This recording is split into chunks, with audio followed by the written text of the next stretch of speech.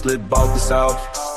Watch a tone Mercedes Benz lit. This the South is strong. You day kings back to back like about 7. Try to run it, but the dog's too strong. Hard hitting bars like a Grady blitz. Every fact straight fire, every line gon' hit. ATL made me this city's my heart. Step up, talk sports or get torn apart. Home team. Yeah. Y'all know what time it is. Home team.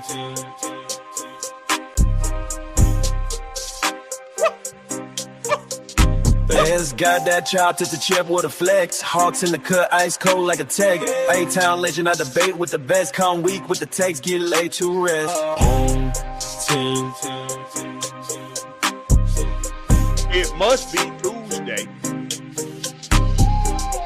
I'm here. You're here. It must be Tuesday. Which means it's time for Fan Speak.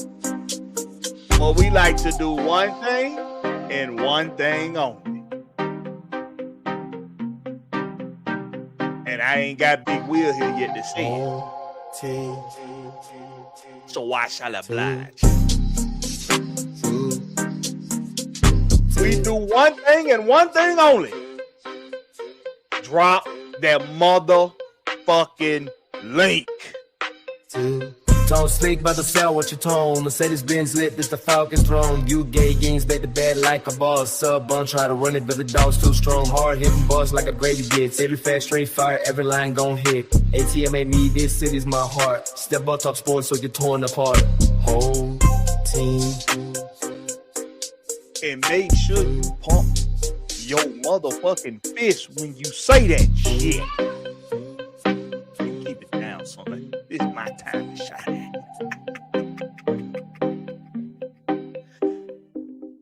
Ladies and gentlemen, boys and squirrels, welcome to another edition of Fan Speak, where we drop the link and we let the fans be the voice of themselves.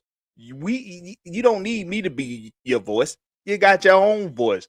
So I'm about to drop that link in the chat. I'm going to pin it in the chat. We just had the introductory to our new general manager this morning. Ian Cunningham is officially introduced as my Atlanta Falcons general manager. It was questions asked. It was questions that weren't asked. But we gonna see what y'all thinking about it, man. How y'all feeling about this press conference from today? How y'all feeling about Ian Cunningham? How you feeling about the direction and the vision that the Falcons have put in place for the fans, for the team itself? I'm about to drop the link. I expect you to tap it. I expect you to tap the link. Hold on, let me get it. Let me get it ready for y'all. And we gonna do something different. Instead of me posting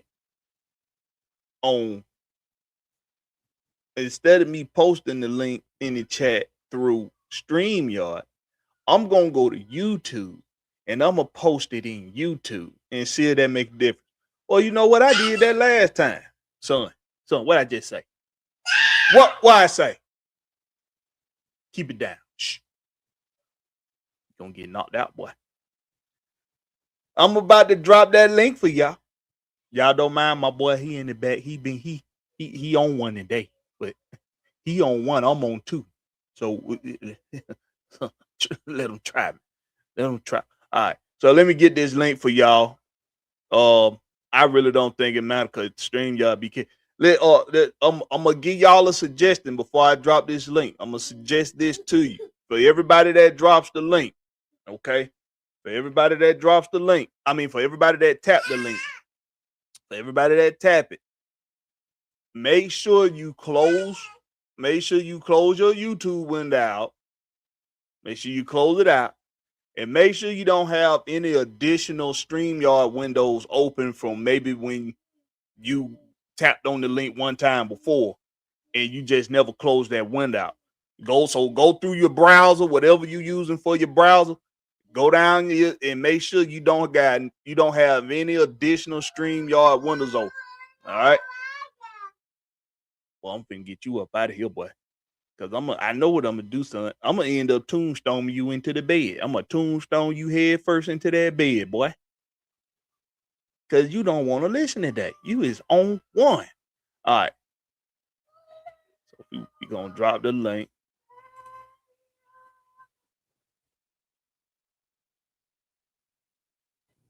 And then we gonna pin the link in the chat. Let's do it. Yeah, let's do it, son.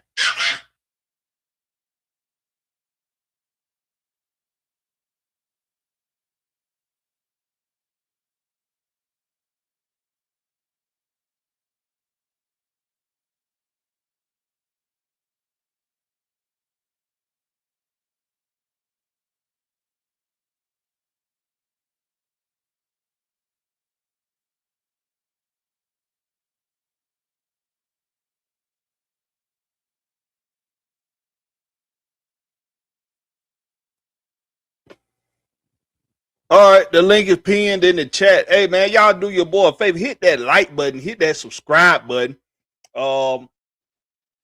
Make sure you hit all them buttons, man. Don't forget to hit them buttons. If you're new to the channel, this is what we do every Tuesday. We drop the link and we let the fans come on and speak. We got quite a few.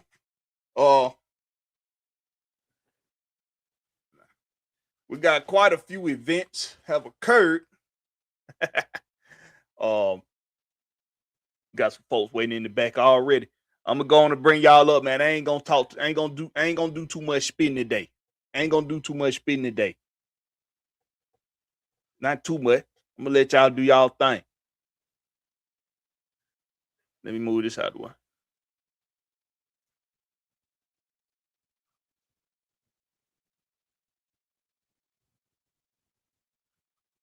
Come on, slow motion. All right, let me bring y'all up, man. Fellas. What's up? Yo. We got Nicholas Harvey up in here. Deshaun Carswell, a.k.a. Silk Legacy. Boy, you good now, boy? You good now, my boy? My boy Silk Bag. Yeah, I'm still asking you how to come and check in with y'all, man, before I go to sleep. To let y'all know I'm doing better. Okay. All right, but you stable though? You your spirit's up. Oh yeah, man. Hype me up. Yeah, Hey, I'm doing better. Well, we gonna entertain you today. We gonna keep you energized today, man. But you say you finna get you some rest, man. So get your rest, man. All right. I'll talk to y'all later. Hey, man, right, we man. appreciate you, man. man. Good to hear from you, bro. Yes, sir. God bless, bro. Yeah. Thank you. Yeah, Hey, man. Blakberry. What's up with you, my boy? We running it back. Yeah. Come on, dog. We running it back. Home team. We running it back then, I guess. Home team. I guess we running it back then. Home team. Let's get it.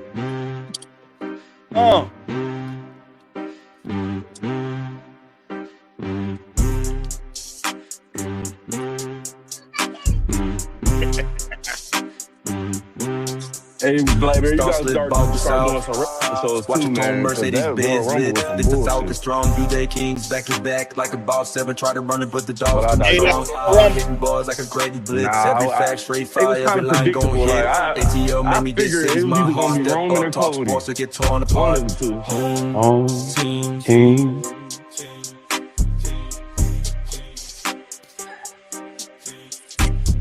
Home team. Yes, sir. Fans got that chop to the chip with a flex. Hawks in the cut, ice cold like a tag. A-Town legend, I debate with the best. Come week with the text, get laid to rest. Home team. Y'all know what time it is, man. Yes, sir. We got a lot to talk about today, boy. The fans are speaking. Hey, that chat was deeper than I seen it on the press conference. Hey, my boy. What? That thing was deep. That chat was deep today, boy.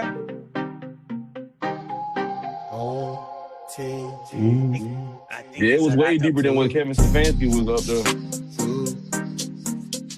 there. Hey, what now?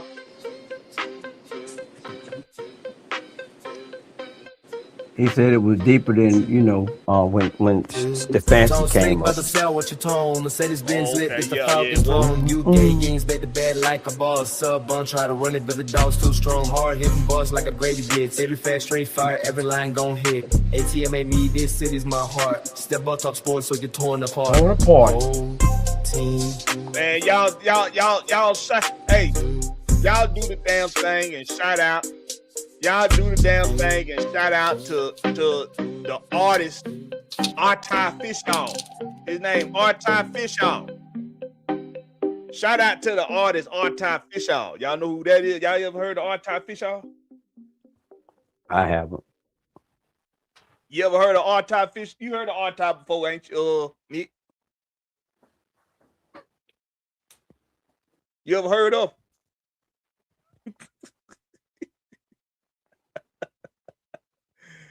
Hey, man.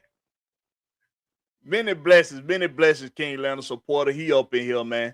Hey, man, before we start firing off, man, let's show some love to the loyal compadres and compadres of the channel. Let's show some love, man. We got, of course, Silk Legacy. He will. I gotta come back in. I can't hear y'all. All right, yo, come out. Yeah, come back in. Yeah. See, I don't know what the hell be going on, but Silk was first on the docket, man. Once as always, man. Y'all make sure y'all send them prayers out. Send them prayers out for my boy. He made sure he came on Fan Speak today and showed love, man. That's all love, man. That's all love right there, man. Keep them in your prayers. We got King Atlanta supporter up in here. We got Nicholas Harvey in the building. Jonte Rozier in the building. Prince KL89 in the building. We got my boy ATL 251 say squad. What's going on with you, my boy? Mud D in the house. What's happening with your Mud D? You got a good mic now, Nick? Yes, sir. My check. Yeah, good mic. Mm-hmm. Prince KL89 in the house. 3 Dirty in the house. He already on the panel. Well, we got Philip Crawford in the building, man. What's up with you, Philip Crawford? What Philip Crawford say? He say Ian got a wife named Justine. His dad and mom not together, and he's black. He fits the culture just right.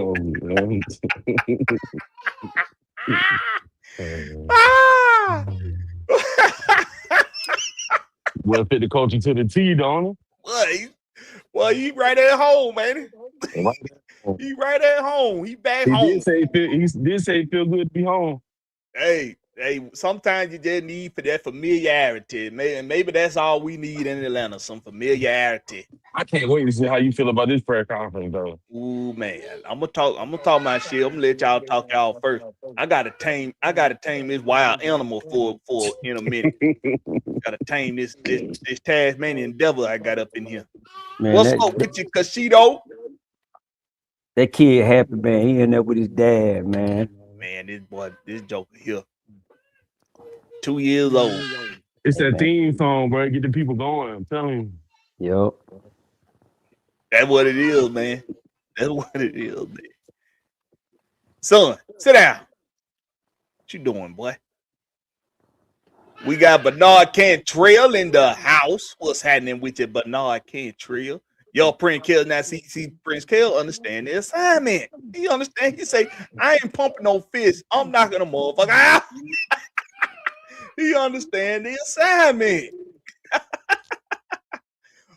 What's up with you, Bernard Cantrell?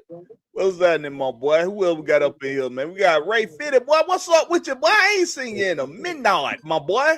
What's up with your Ray Fitted, son? Boy, you must really want some sweet chin music right now. I swear I'm gonna super kick you through the wall. What Ray Fitted? I ain't seen you in a minute, boy. What's up with you, my boy? Who else we got up in here, man? Nathan Floyd. Oh man, I got a lot of the old crew coming through. What's up with you, Nathan Floyd? Boy, hey man, y'all, Trucker Mike, what's up with you? Old Chicken Hall, what's up with you? Hey man, y'all talk about what y'all felt about this press conference, man. Nick Harvey, you take off, man. You was in here, man. You take off, man. But now I want authentic. I want authenticity now. Okay. I got you. I want authenticity. Okay. If it was some shit that sounds suspect to you, I want to know about it. All right. Let me tame this animal real quick. Y'all go ahead. All right. So what I got from the press conference is and the link in the chat, y'all. The link is pinned in the chat. Tap that link. Come join these boys on stage. What I got from the chat. When I got from the press conference 3:30.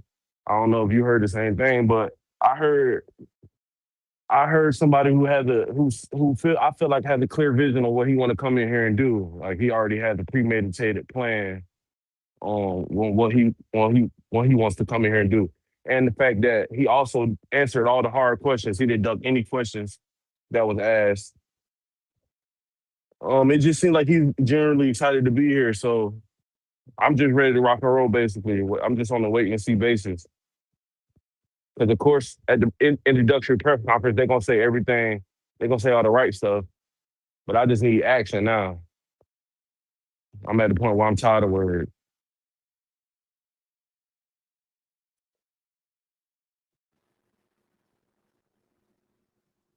You good? Yeah, I'm good. You go ahead. Okay. What's up, Big Will? Oh, I thought it was Big Will. Blakberry, you still there, bro? Yeah, he back there trying to get his son right. Okay. Well, see, all right. When I went to the press conference,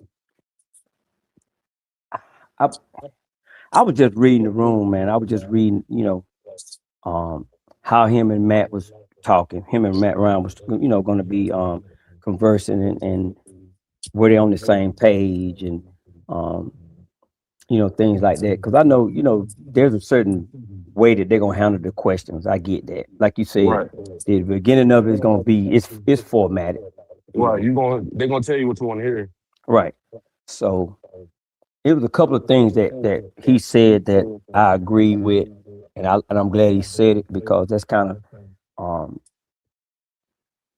I've been, I kind of do that same thing. And the thing, his thing was they was talking about, with his resume, he was a football player and, he was in college playing football. And that's what Matt Ryan was saying. But then when he talked about himself, he said that he played football, he went to college, but he wasn't that good. Right. The humility.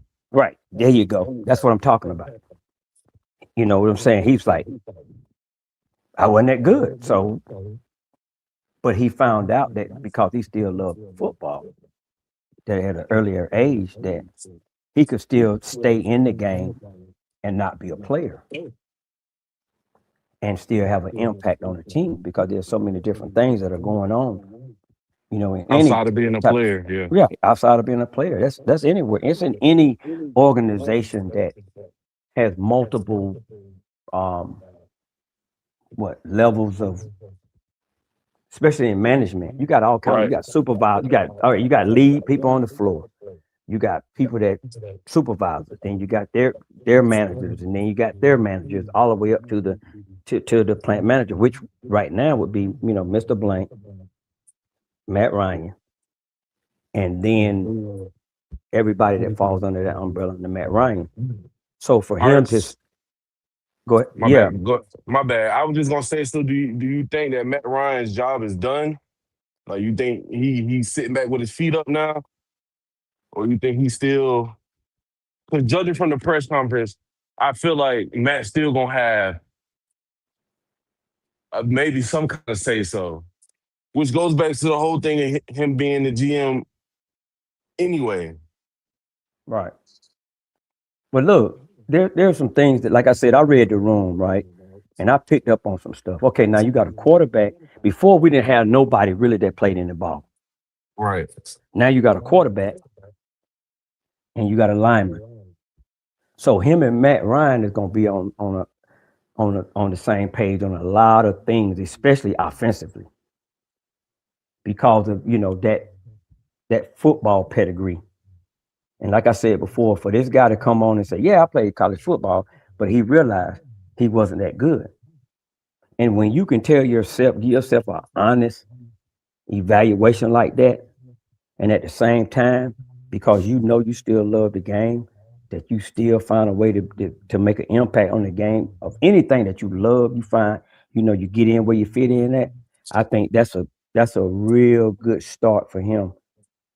That was a good start for him when he did it, and now he done came up, and now he's a general manager in this situation. And for him to be a general manager with a legend of the franchise and a quarterback of the franchise, Right.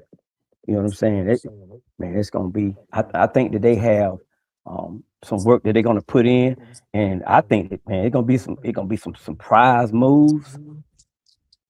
It's gonna be some people that they're gonna say, "Hey, man, this guy. We're not saying that he's not any good, but this is not what we're gonna use with this franchise." And I think they're gonna.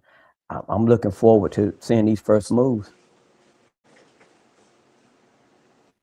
All right, so let's stay on with the Matt Ryan, is his job done question, because that question was asked by the media. Somebody asked him, what is going to be your role now that the coaching is done? Somebody asked him this question. They said, now that the coaching is hired, the front office is full, Matt, what will be your duties now? What is your job done? And I feel like he talked around the answer. I feel like he talked around the question. It wasn't a straight enough answer for me. What question are you talking about, though? When somebody asked him, now that he's hired the coach, now that the GM is hired, now that the hiring is done, is his job done? Oh, yeah, Like the you question I said. just asked. Yeah. Yeah. I didn't think he gave a straight answer. You thought he beat around the bush? I thought he beat around the bush on the answer. And he should have. You think Should so, he? 330? Should have. He should have. Why you think he should have? Because you don't tell them everything. You don't tell everything. Matt Ryan's pedigree, man, and the guy he is, and people say he's a competitor and he's a leader. Matt Ryan is going to have his hands in on a lot of things involving players, involving the personnel. Okay, so can somebody explain to me the job of the GM? Yeah, that's a good mic, Will. You good? Bro, I Yo, sent you Big a Will. message to send me the link. I couldn't get in this motherfucker. Oh, you did? I didn't see it. Now, what was that question again, my man? What is the exact duties of the GM? Like, what is the GM? What did their job entail? You gonna take care of that, Blakberry? Hold on, my bad. Will distracted me. Okay. Don't blame me, motherfucker. All right. My bad, man. My bad, man. Can you ask the question one more time? Yeah, I just want to know what duties do the GM responsible for? That's what I was waiting to hear. And somebody got it playing in the back. Make sure y'all got the YouTube window closed. But I was waiting to hear that in this press conference, and nobody asked the question, and nobody offered, meaning Matt Ryan nor Ian Cunningham offered to give those details. Right now we can assume, based off of some of the questions that was asked about the draft and scouting and the free agency, that his job is going to be, right now we know, to scout and recruit in the draft and the free agency, the trade blocks. His job is gonna be to find the talent, basically, right now.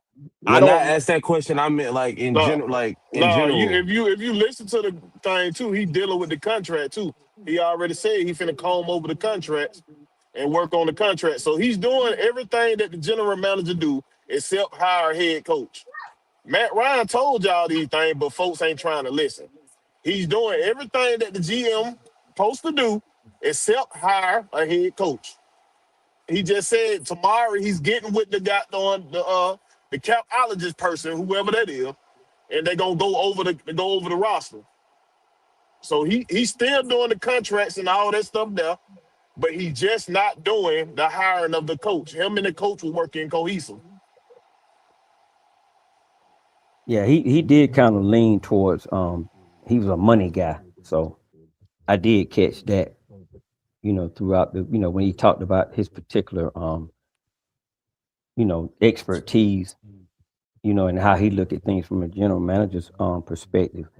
He did I kind of got that from him. I did. So but them guys, man, they right now, Matt Ryan, remember, we talked about Matt Ryan resume and his limited experience in that position. So if Matt Ryan would have came in there and kind of pinpointed what he was going to do and what he wasn't going to do, to me, that wouldn't have sat well with me, because I would have been like, well, dude, you don't know what this job consists of, and you don't know what you're going to have to do until you face it. And then you make, you kind of adjust what you're doing to fulfill that position, because he don't know. Just like he was talking about going into, starting to talk about the draft situation or whatever. When he goes in that room, he says he don't know nothing about the room. So he's got to go in there with an open mind and just feel his way through.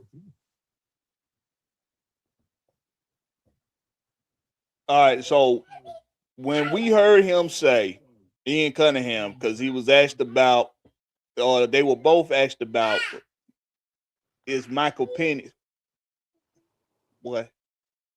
They were both asked if Michael Penix healthy was going to be the starter at quarterback, and they both well, Matt Ryan said, well, neither one of them is the head coach, so they can't answer that question, right?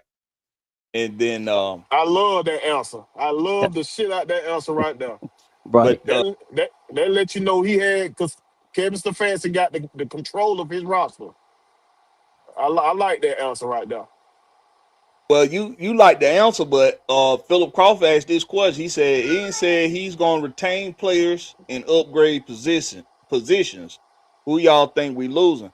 So if they can't answer the question on who the starting quarterback gonna be, because they not the head coach,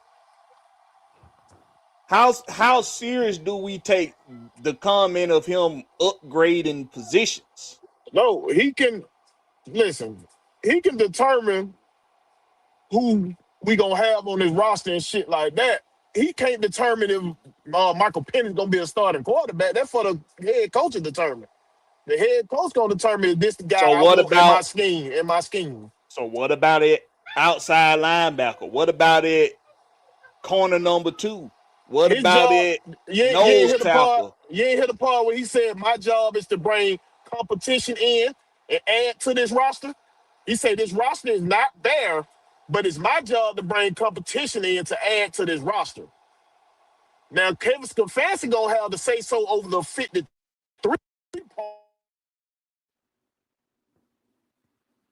Breaking up, Will. Breaking up. You done broke up. The reason why I say that is, y'all, because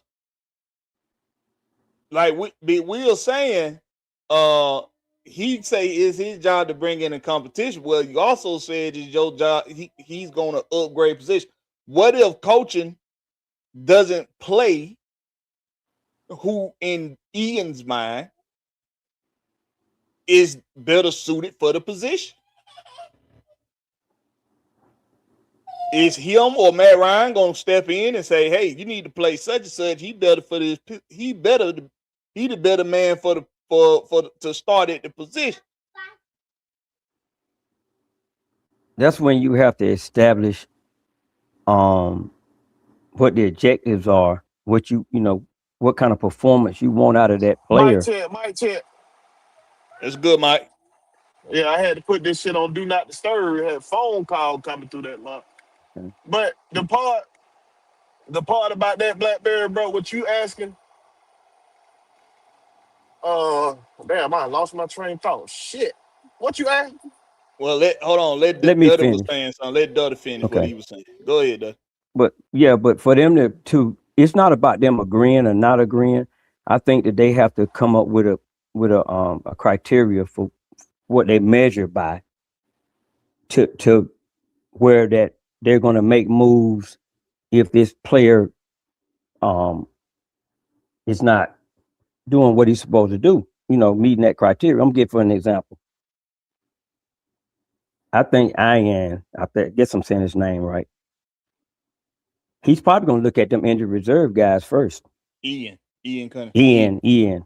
I think he's going to look at the, you know, the injured reserve guys first and see what's going on. Just like with T1000, he's going to look at that guy, you know, and stuff like that. Those are the things that he's going to have to. He had to clean up some stuff too. But I just think that there's going to be a criteria that's got to be set and objectives that they need to see before Matt and the general manager come in and overrule anything that the head coach and the offensive coordinator, and I'm talking on the offensive side, and then on the defensive side, we'll over them, you know, looking at what they need and what they're doing, and then I think that's how they're gonna run that, because you're talking about players, man. You're talking about football players, man, that we got in the front office now. So I think they're gonna look at it a different way. So did we all miss the part of the press conference where he said they all cut from the same cloth, and he was gonna get together with Kevin Stefanski and Jeff Ulbrich to see what type of player do they want on their roster so they can get the right guys in here? He's telling y'all what he gonna do. Y'all just got to listen to the press conference. He's telling you what he's finna do. They gonna be in cohesion. When Matt Ryan explained to you when he was going over his interview and the searching for the GM, he had to make sure that the head coach and the GM was going to be on the same page, so they wouldn't have that type of friction. And you know what I'm saying, Right. about player personnel. They telling y'all what they're gonna do, but y'all got to listen to what they're saying and not think about what you want them to do. Listen to what they telling you. I thought that's what I was saying. You know what I'm saying? They telling you what they're gonna do. Well, maybe I didn't say it right, but that's pretty much what I said. No, this ain't even coming at you, 3 No. I'm just making sure that you know what I'm saying. Right. Oh yeah. I heard a lot of beating around the bush. That's all I know. See, that's who I was explaining it to right there, 330. This motherfucker right here. That's who I was explaining to. 'Cause I already know where he coming from. He want them to say it the way he trying to hear. Nah, man, you got to take what they coming with. Yeah, they ain't gonna give you that satisfaction. Yeah. They not gonna do that. They gonna hit you. Yeah. You right. You right. They gonna beat around the bush a lot. That's what they gonna do. Nah, right now, man, they not gonna say anything, because you know what? Now you got to remember what I'm gonna call his last name, Cunningham. What he said was, he said you got to be able to make a decision, but at the same time, when everything comes together, you can't be afraid to pivot. Boy, that was a gem right there. That's a gem now. That's a gem, because he telling you, hey, I'm not afraid to make a mistake, but I got to know if I make a mistake, I got to know what my next move is. Hey, man, I caught that. I was like, that's me. That's a gem. He punched the hell out that motherfucker there. That's why I typed, remember yesterday I typed that in. I said, sometimes you got to do what you do, but then it ain't nothing wrong with, if you proven wrong, ain't nothing wrong with moonwalking. Sometimes you got to just moonwalk and say, hey, man, that ain't working. Instead of trying to save face, like my man said, pivot. Not moonwalk, 330, that's a bad word. Not moonwalk, because he gonna take responsibility for his wrongdoing. Folk that moonwalk try to say they ain't say that shit and say something else. He gonna sidestep. That we gonna call it right there, 330. He gonna sidestep that motherfucker. You know what I'm saying? I got you. He gonna correct his wrong. Right. He said that don't be afraid. Yeah. Don't be afraid to pivot. I said, my guy, that's my dude right there. Yeah. You know, I was just reading the room. I didn't really get into the words. I was looking for talking points and key things about, you know, what they believed in and you know, and he's a humble guy because he, like I said, I'm gonna stay on this one. He admitted in front of everybody he wasn't that good at football. I've never heard nobody else say that.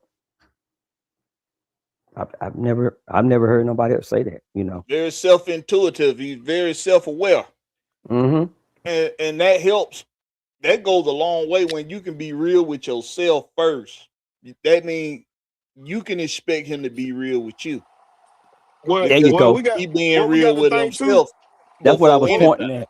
Well, we got to thank too, Blakberry. He said he wasn't a good football player to make it in the NFL because he played college ball. Yeah, that's what he said. He actually made it to Kansas City and got goddamn cut from their team. But he knew himself he wasn't the guy to be a all-star, a player or a star in this league. So that's why his main goal was set to be a general manager. If you heard him say, him and his dad already said, we're gonna focus on being a general manager. And when he got to that's why he was so choked up. You know what I'm saying? When he was trying to refer to his family and all that. Yeah. You talking about when he was about to cry? Yeah, ain't no back. That motherfucker was crying. You trying to just hold back the ugly cry. That's what he was doing. He was holding back the ugly cry. He ain't want that on camera. I don't know about this soft ass shit, man, without it crying. Your ass cry, motherfucker. Don't act. Man. Don't act. I don't know about this Kleenex society, man. That that's out here now, man. Wait till your kids get older and start doing things, and they look at you and say, "Dad, I appreciate everything you did for me, and I appreciate the sacrifices you made." You gonna break down like a shot. That's what I was just about to get to, 3 Dirt. I ain't never cried playing sports or nothing like that. But when my daughter did competitive cheerleading, and she was doing moves where your ass scared as hell. She a flyer, and they were tossing her ass up there so scared. And when she landed, I was so happy. Boy, you talking about goddamn, bro. Shit. I've been there, bro. You part of the Kleenex society, man. Call it what you want, bro. You call it goddamn, call it bottom of the shirt society. That's what it is. Take the bottom of your shirt, wipe them tears, goddamn. Be sucking snot, boy. Man, you can't let them see the ugly cry. They can't see the ugly cry. They see the tear come down a little bit. They can't see the ugly cry. Oh, that went up by myself, man. I don't give a damn what these kids accomplish. They'll never see me shed a tear. You might do it behind closed doors. I do it when they ain't looking. But baby, shit me. I guarantee you gonna drop them tears, boy. Nah, when they reach them milestones. Yeah, I was so mad at I cry all damn time. I cry during movies. The first time my daughter saw me, first time my daughter seen tears come out of my eye, I was so mad at my sister one day for stepping in between me disciplining her son, like she was ready to fight me. And I was so mad because I know I can't put my hand on my sister. Tears started running up. But I had to pull over. When I was driving because my daughter seen how mad I was. I had to pull over and talk to myself a little bit. Oh, big crybaby ass, big crybaby teddy bear ass nigga. Call it what you want to call it. I bet motherfucker won't fuck with me. I bet you. Goddamn 350 pounds, 6'5" crybaby. That's how it was. When you can't take that anger and that energy and put it to somewhere like that. And I can't goddamn fuck my sister. But if that motherfucker would have came and said what you said right then, his ass would have been ungraded. That's what that motherfucker would have been ungraded, boy. Oh bullshit, boy. Hey man, I be shedding tears. That man, let me watch me a good tearjerker, movie, man. Man, let me watch me a tearjerker. I'm shedding tears, but I already know though, but like I'm not even the crying type, bro. I don't even cry at funerals or nothing. So I got to be real upset to let some motherfucking goddamn drizzle down my face. Cause my wife used to think something wrong with me. I'm like, damn, you don't even cry. You ain't showing no emotion at the funeral, but it hit you later. Yeah. It probably hit later out there. I'm like, damn, motherfucking tears just roll down and you don't even know your ass crying, bro. It's just like, what the fuck? It's just crazy like that, bro. Well, yeah. I don't want the Kleenex society on my football team though. So you wouldn't want no Terrell Owens? They're my quarterback. They're my quarterback. Yeah, no, the big crybaby ass. Hey man, that boy was all in, man. That He boy, was that all boy was in. top receiver in the history of the game. Yeah, he was all in, man. He was I'll in take it. that crybaby ass motherfucker all day. Cause he gonna give you everything he got. Man, keep That that motherfucker was crybaby, out there on a broke foot, keep that burning keep that crybaby motherfucker. away from me. That nigga was on a broke foot, burning motherfucker, boy. We know Blakberry just talk shit, y'all, but Oh you know yeah. what I mean? He burnt us. He burnt us on that damn broke foot. I remember What? that. Broke Sure foot like a did. He gave our motherfucker, ass killing. business that day, boy. And I think that was what was crazy about that was it was talks about him wanting out of Dallas, and he came down. He came to Atlanta and worked out. I can't remember if that was in Dallas or Atlanta, but I know all I heard that week was how he was talking. I ain't ask you, son. Nah, keep it to yourself. But all that week, all I was hearing was, we about to run through Dallas because T.O. don't even want to be there. Shit, I couldn't tell that day. he gave I had the business on that broke foot.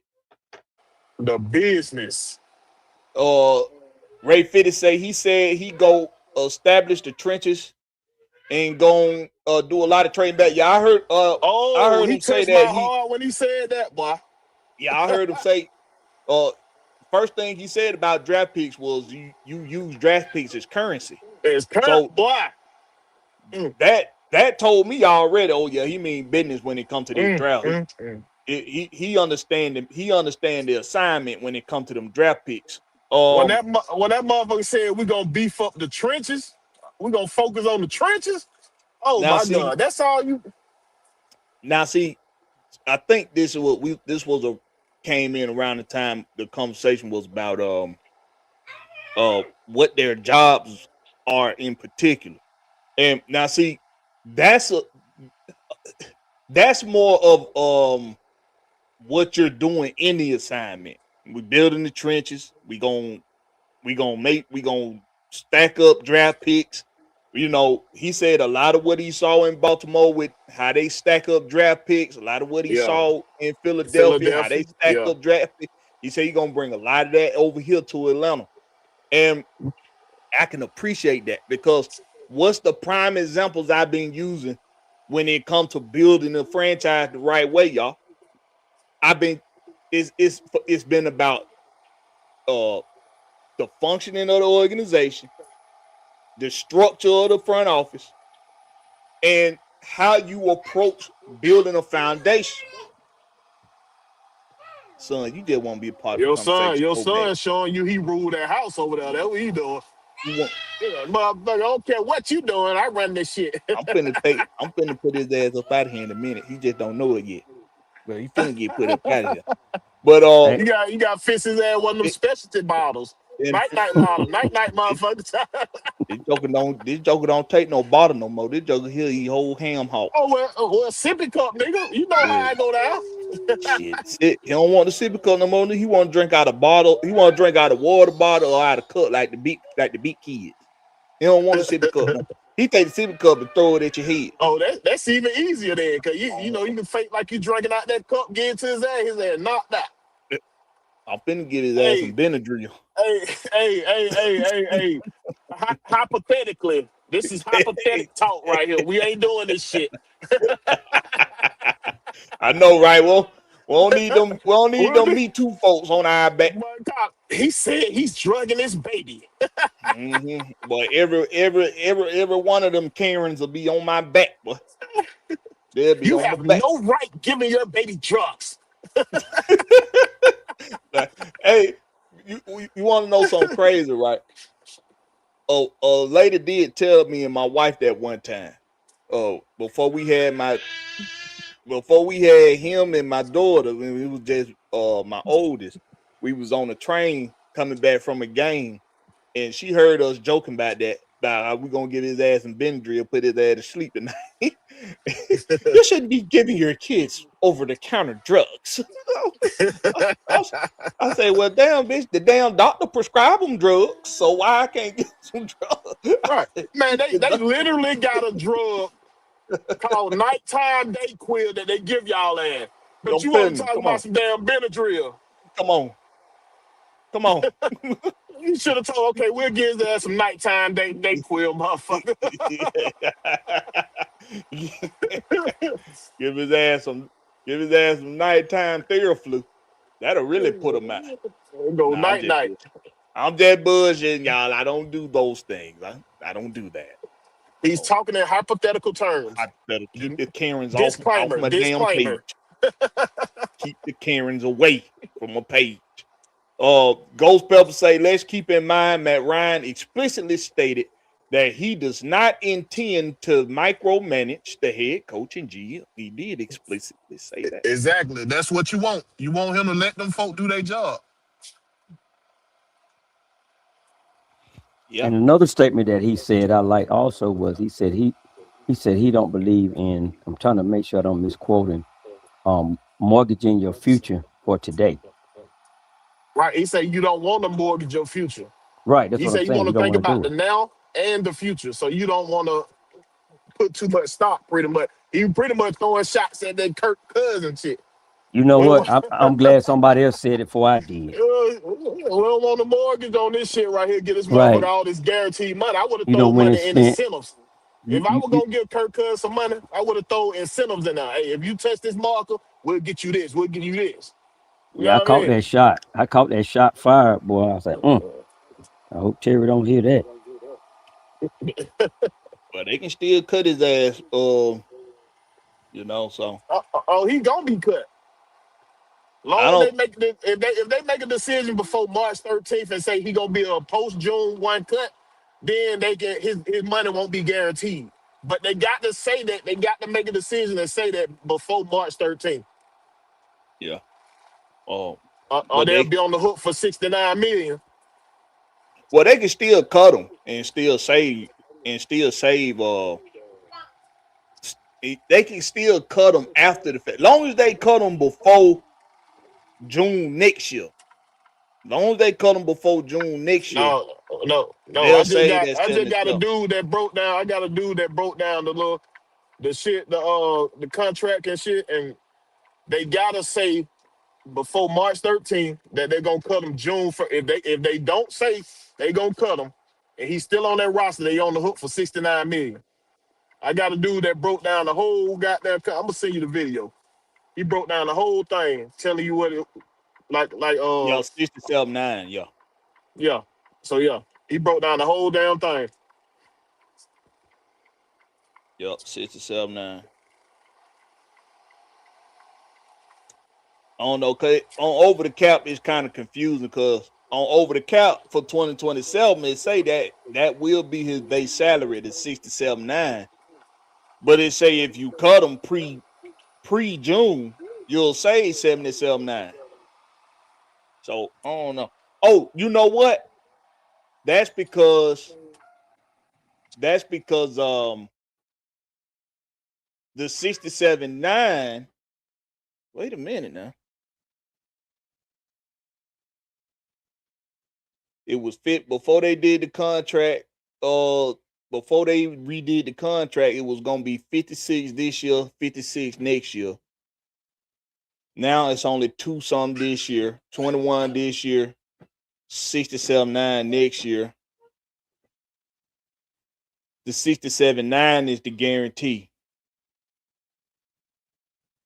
No, he don't have no more guarantee. He actually don't have no more guarantee money. Yeah, it become guaranteed if he on that after March 13th. Yeah, That's what that shit. See, it'll show that over the after cap March don't break 13th. it all the way down, telling you all the Well, way that other shit. It don't right now. It's showing what it is for at this moment. Right, As of currently. It's showing you right currently. Right. after March 13th, it'll show us what it is then. Yeah, but it's still the way this shit is designed, the way this shit set up, man. It's almost like it's set up for them to cut him and then re-sign him back to another contract. I was thinking that too. He's not gonna go nowhere else and They start. want him to go. They want him to go test the market and see how your bum ass ain't got nobody else that gonna pay you that money. Everybody else gonna give you that little bit. You gonna get the Russell Williams type contract. Why you think you finna get bit by a contract? You ain't getting that shit. And once you see that, and his wife be like, "Look, baby, I really want to be in Atlanta. Go on and take this money that they giving you." That's what fuck finna happen. And this is what I'm thinking. I'm thinking Matt Ryan is savvy enough to where he's already got this. He's already had these conversations with the people he need to have these conversations with. Kirk Cousins, Stefanski, and Cunningham. I think he's had this conversation with them already, and I think he's made it clear to. We don't have no confirmation of this. This the vibe I'm getting right now from the ordeal in itself that's all taking place. Kirk done been made aware, like, hey, bro, just a reason why you didn't waive your no trade clause.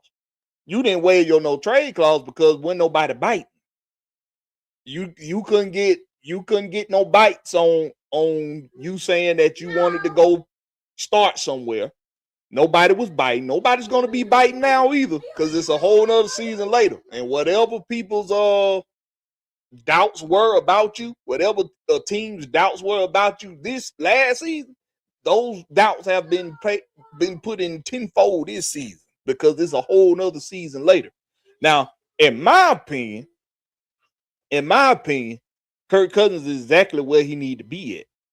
In my opinion, we could use Kirk Cousins a lot right now, in my opinion.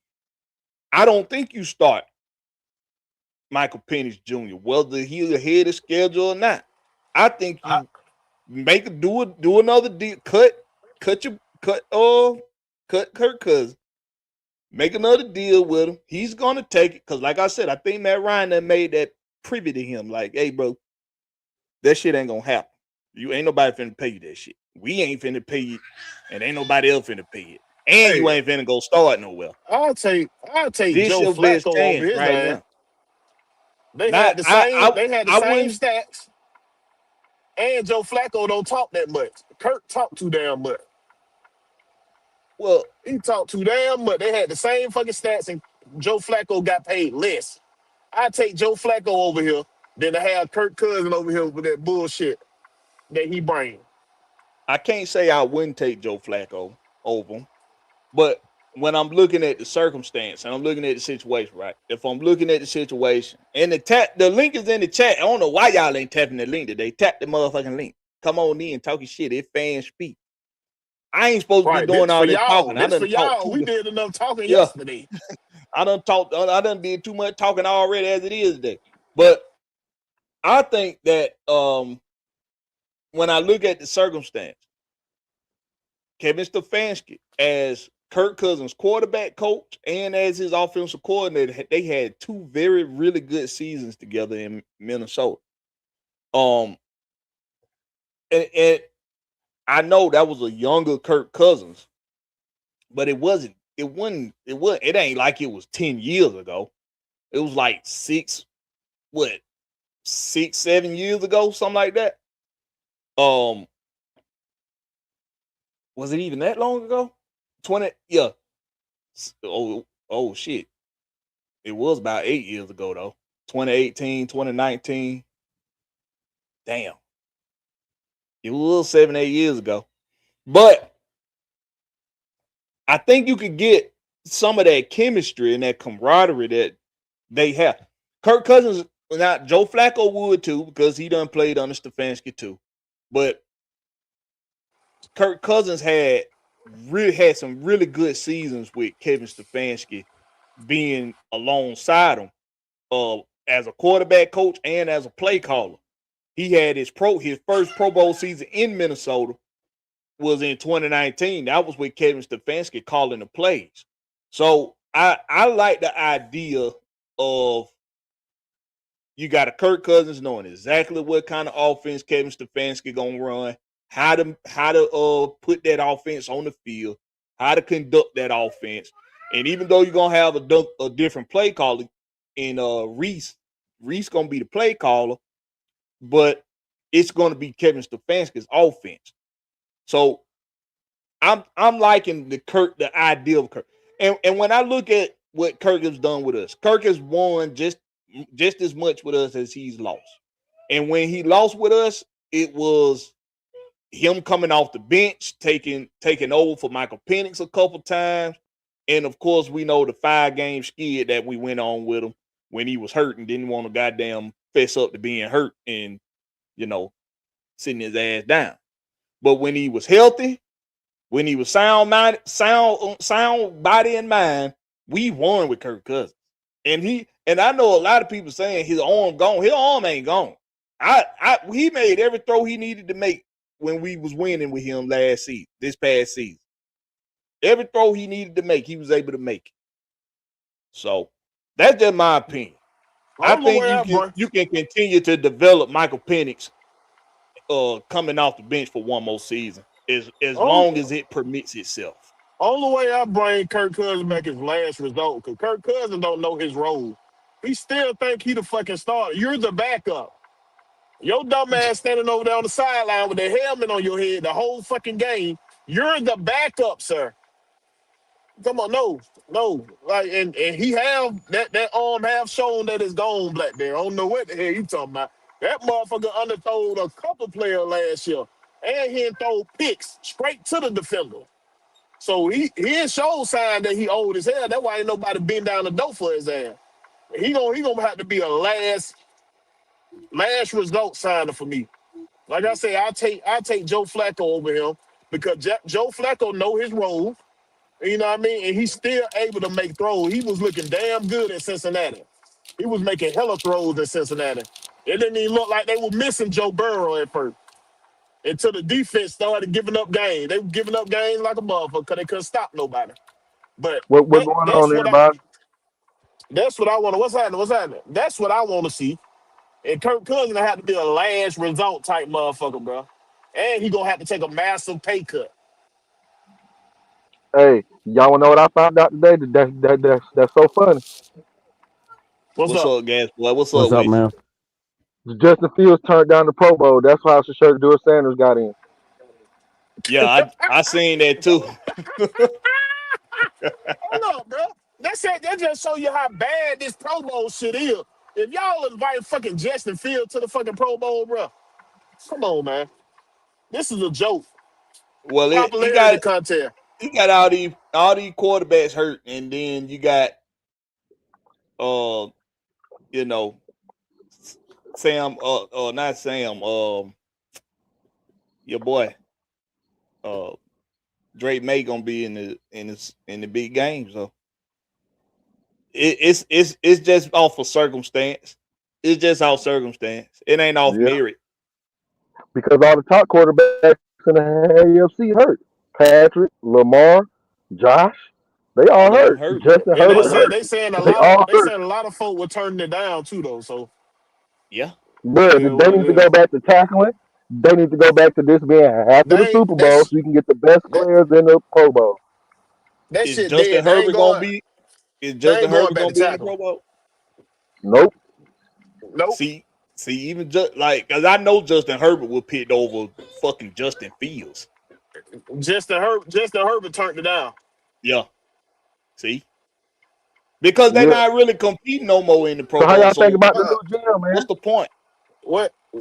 You tell her how you feel about it. We just football, talking about it. You tell us, man. Tell her how you feel about it. The new era. What's going on 3 days? Like everybody knows, the new era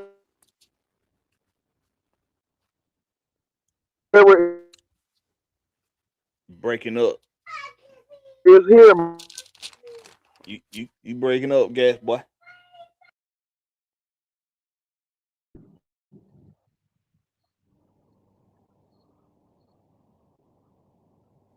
Yeah, you breaking up, gas boy. But y'all know what gas boy say. He say the new era is here. He was saying that last year too. That way he never wrong. They gonna hit one of these motherfuckers here. And he gonna be like, I told you. I told y'all the new era was in this motherfucker. The new era is here. Well, we in another new era now. Hey, who all we got on injured reserve right now? Nobody. injury reserve is. I don't think anybody stays on injury reserve once our season is over with. So who unless we they got under that's contract. injured that's under contract that we had during the season? I mean, let's go to that. Trice. Yeah, a lot of them guys was. Hold on, let me see. Let me see if it'll say.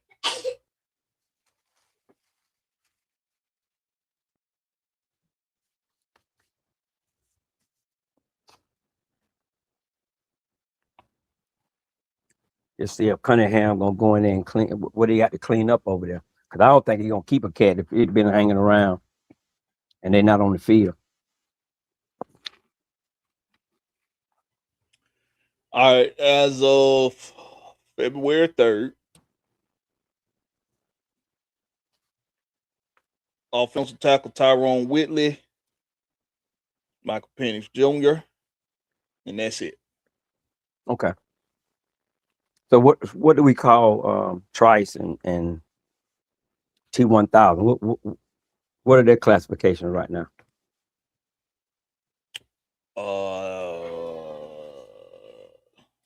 Let's see.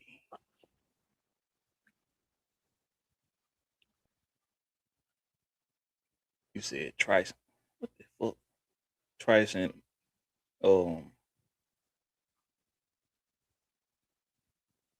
Troy Anderson. Yeah.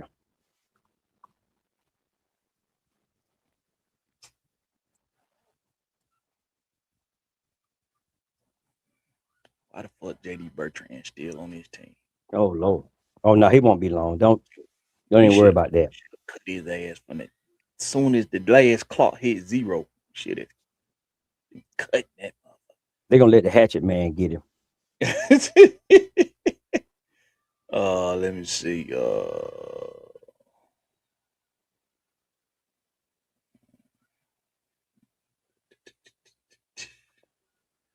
think all them free agents.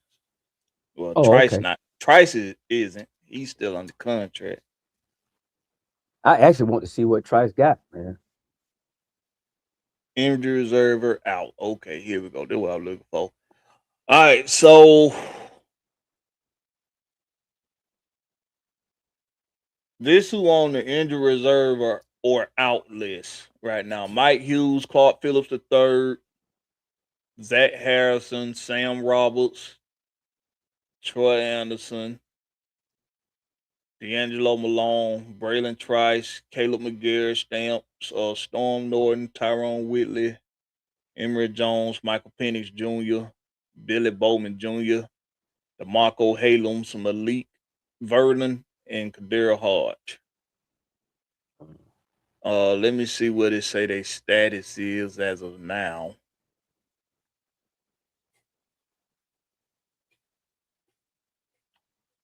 I know Clark Phillips still on the contract, but if we cut Clark Phillips or trade him, we'll save us like we could save some money. We'll save a few $1 million.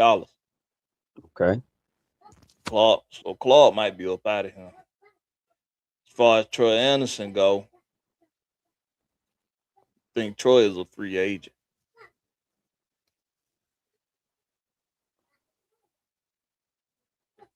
Yeah. What round Troy was drafted in? I can't remember. Wasn't it second? It wasn't the first, right? No, I think it was second. So he'll free agent. And Braylon, he's still on contract for another year. So well,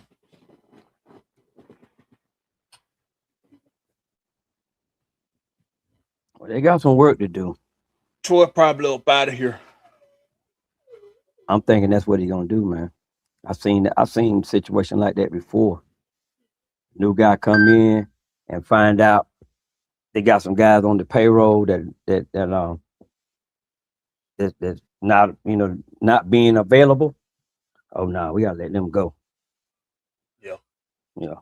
I can see that coming. That's why I was asking this, just to make sure. Well, we ain't got to worry about letting a couple of them go. They gone already unless we offer them a deal, and I don't see If Troy Anderson get offered a damn contract to come back on a 1-year deal, I'ma know something. Troy Anderson is laying some pipe I with wouldn't be somebody's mad dog. if they sign him to a tryout contract, a No, we proven know contract. you wouldn't, Will. We know you wouldn't No, be I'm mad saying at it. that ain't nothing that hurt the team. It's a proven contract, so you got to come and show that It's a you roster spot though. healthy. That you healthy. I'm talking about to compete. You know how they used to give these motherfucker a tryout contract to come in for training camp and earn yourself a spot.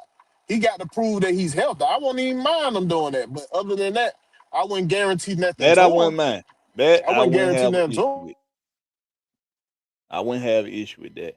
What's up with you, Larry? It's just Larry, nothing else. Just Larry. What's happening, my boy? He say he pleased with the first GM conference home team. Okay. All right. He said best player available is his philosophy. Draft for need is like you chasing. Did he say that? I didn't hear that when he said that. Did he say that? Because if he said that, I don't agree with that. No, But I didn't hear that. I don't know what press conference you watched. We heard that shit. I didn't hear him say that. I got to go back and watch again. I'm Because gonna have to I watch. I'm gonna went have to back. watch it. Maybe, yeah. I ain't heard him say that. I went back and watched it like a couple other times to make sure I got all the questions. I heard all the questions that were, hey, guy, if you don't throw my pillows off my bed, boy. Your granddaddy get here. You going with granddaddy. Yes, you are. Yes, you are. You going with granddaddy. Don't ask me why. You going with granddaddy. He said, I got to go back and see if he said that. If he did say, Larry, you sure he said that, Larry? Did anybody else in the chat hear him say that? I mean, I can't. I might disagree with it, but I can't argue with the man. Hell, the man done been around too much winning for me to say it don't work. Shit, maybe. So, I ain't hear that, but maybe I missed that part. But I do know he say you got to my be mind can balanced in be your changed, I decision. You got guess. to be balanced in your decision making. That's what I heard him say. I heard him say that, but I don't know. Yeah, ATL, you right. He was crying when Grady was traded. He was crying, boo-hoo, crying like a little baby. When you traded Grady, Who cried? what? I Who don't even cried? know you. He wasn't even traded. He was. They just didn't sign his ass back. He was free agent. He wasn't traded. Yeah, that's right. He wasn't traded. You right.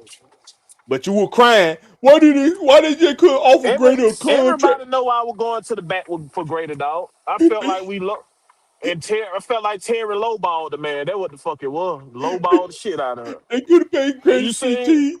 They could have gave $15 you million. seen what Greater did for them goddamn for the defense over there? He brought that goddamn that leadership over there. He might wouldn't did much in his stats, but he brought leadership. I heard the players say that.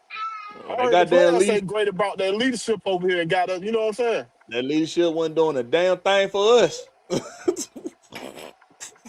Now you flexing, bro. You flexing, bro.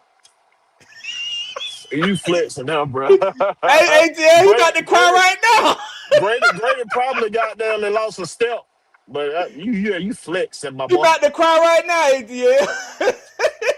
Yeah, nah. You ain't got to worry about that. Hey, man, y'all tap the link, man. The link is pinned in the chat, man. Yeah, Y'all tap the I link. don't know what the hell these folks at today. Ain't nobody tapping no link today. Y'all tap the link, man. Silk say, y'all too funny. I can't even sleep. What's up with you, Michael? What's happening with you, my boy? Ghost Pepper's in the building. What's up with you, Ghost Pepper? He say, question. Based upon what Ian Cunningham said in today's press conference, revisiting the 2023 NFL draft and Ian Cunningham was our GM, would Bijan still be our 8th overall pick or Jalen Carter? We don't know. We're not playing the what if game. We don't know. We ain't playing that. That my boy Larry go right there. There you go. It's just Larry, nothing else, just Larry. Larry, what's going on, Larry? Goddamn, what up, my boy? He sound like you got that name like you on the boondock, motherfucker. Larry, get them goddamn drinks out here, boy. What the hell going on? No, you sound like what the name is? What Medea brother name? Sound like that nigga. Oh man. Well, hey man, listen. That's why Will. Let's entertain the question. Will, let's entertain. Do you think I answer it first? Do I think he would have drafted Jalen Carter over Bijan based off of what we heard today in the press conference?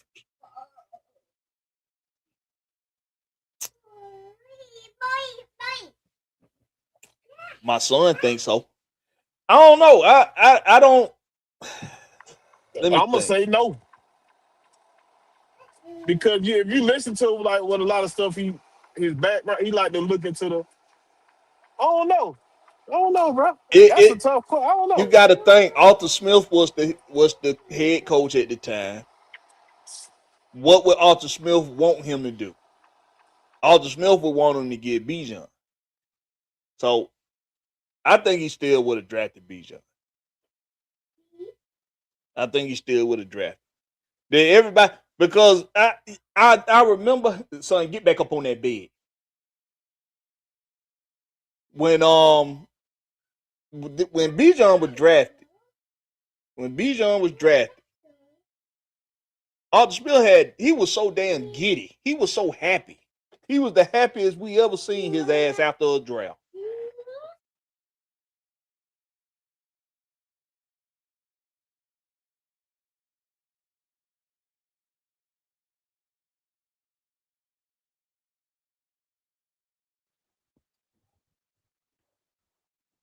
Yeah, that's still a tough question though. But I don't know. That would have been a hard one to do though, because I thought we was gonna get a guy from Georgia.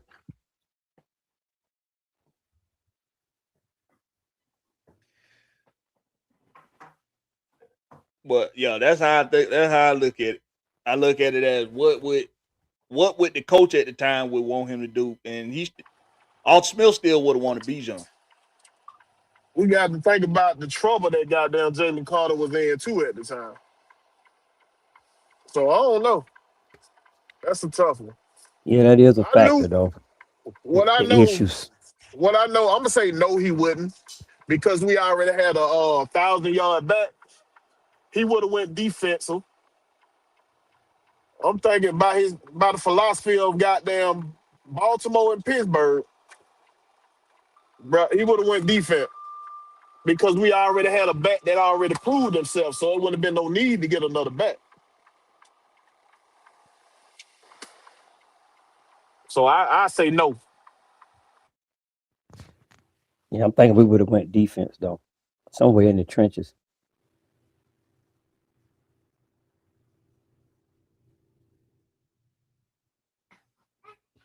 I knew wasn't nobody gonna like my take on Kirk Cousins. I bet you they're taking some serious consideration though to doing that. I think it warrants taking into consideration. Right. They gonna lowball him though.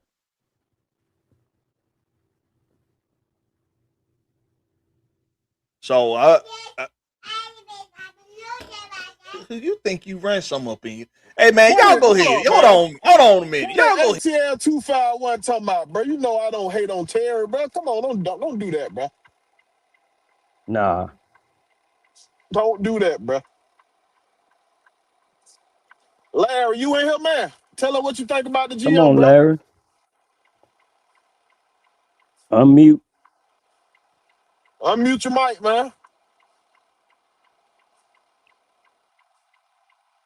Yeah. Oh, yo, y'all ain't been hearing me. Oh, damn, I'm the trip. I'm fried. My bad, fam. I'm fried. My bad.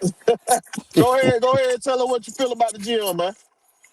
I'm gonna keep it a bean though, man. Like, I think he understands football, to be real, because of how he was talking about how like he's not gonna go off of data first. He gonna go off of watching game film and looking at the field and things like that. And by him just being in every department of scouting, when the last time we really had people like this in the building that been up under the people that understand football at a high level. Also, I think by him being back here, he want to bring the Super Bowl here. You know, but at the end of the day, like he said, he got to prove it. Because I ain't just going off his words. Hell no, hell no, hell no, hell no, hell no. Terry said shit. Dimitrov said shit. And what do we get? Nowhere. So at the end of the day, man, I think Matt Ryan did it due diligence, to be real, though. Like, it's crazy because I felt like Ian was the guy. But I think Matt Ryan, by him doing the deep GM search and doing more candidates, that made him realize that Ian had more knowledge of football and how to build a roster and stuff like that. And it was kind of funny when they asked him about the quarterback position, like that he really didn't even just give no type of insight on it. Because I really want to know what they're going to do.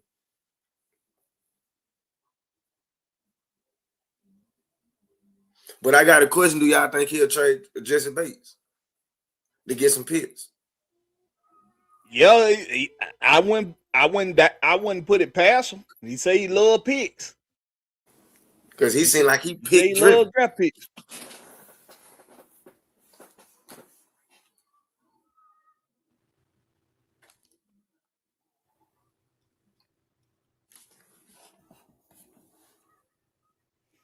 Boy, they trolling. What they said. I gotta catch up with it. I'm trying to catch up with it. I'm trying to go through everybody what they saying. Right there. Nah, we got great on. Oh, my bad.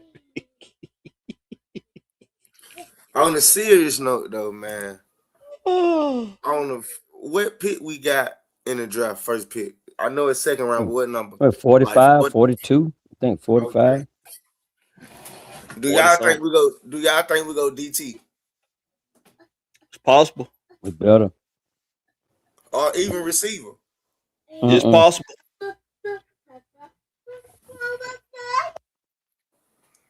I would hate to see a receiver come with that first pick.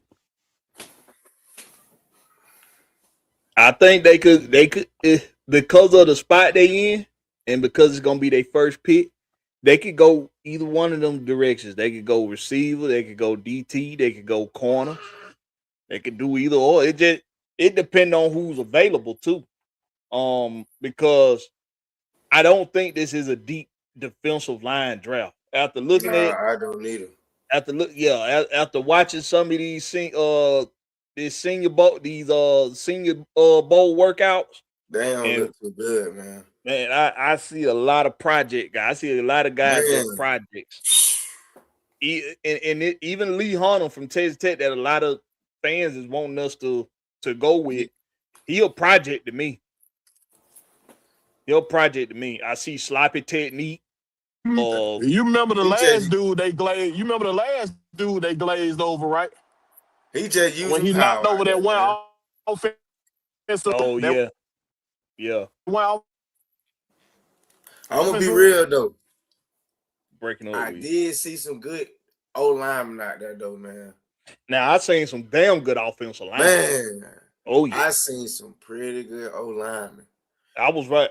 I was expecting to write down more defensive linemen, and I'm writing down offensive linemen as I go down. And I'm like, damn, these offensive linemen can ball. Yeah, that one for Michael Morris from Georgia, man, a sleeper. He's a sleeper. I got some. I'm gonna do individual videos of some guys, man. I'm gonna take my top 5 guys out of every position group, and I'm gonna do videos on them.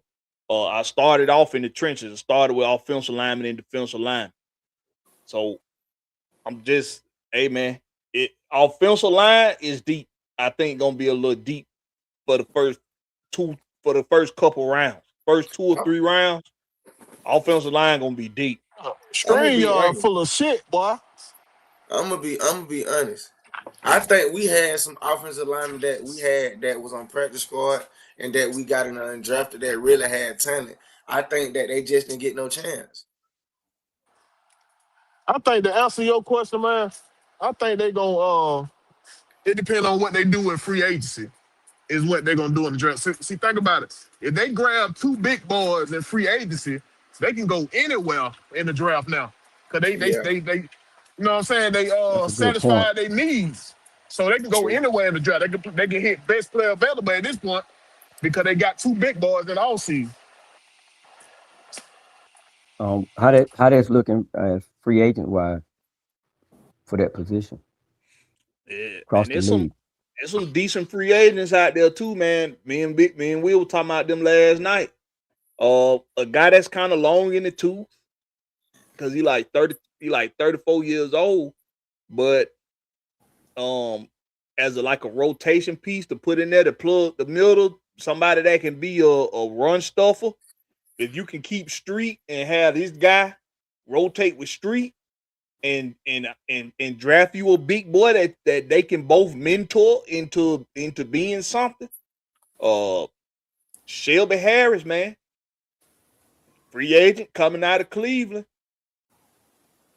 He might be somebody that Kevin Stefanski might holler at Jeff Uber and be like, "Hey man, I got an old veteran man that can come in here. He can be solid, be a reliable rotation piece on the line." Shelby Harris, one of them dudes, man. He one of them dudes. He'll plug for you and he'll be solid. He one of them guys that do the grunt work. He ain't gonna stand out. Well, like you see him picking up all these sacks and getting all these tackles in the backfield and all that, but you ain't gonna be able to move him off that line either. Shelby, hey man. So Shelby Harris might be a dude. Milton Williams gonna be available from the Eagles. He a free agent. He from the Eagles, right? Yeah, from the Eagles. And one of them boys with them crazy African names from the Lions that they got, or on Yukaratawi or whatever the fuck that motherfucker name, he gonna be available too. So it's actually some pretty solid options out there in free agency. So some pretty solid options.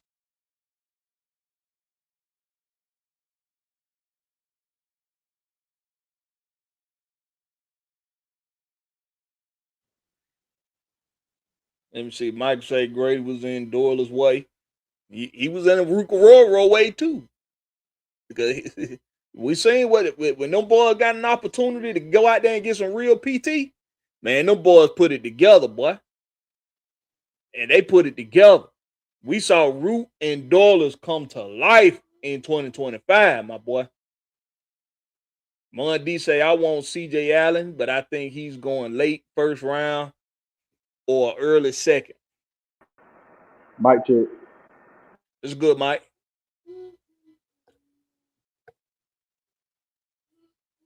Michael say you got to talk it when you can't walk it with the sacks. With sacks. Oh, we know what you're talking about. King Leonard's boy say Mr. Brown from Meet the Browns.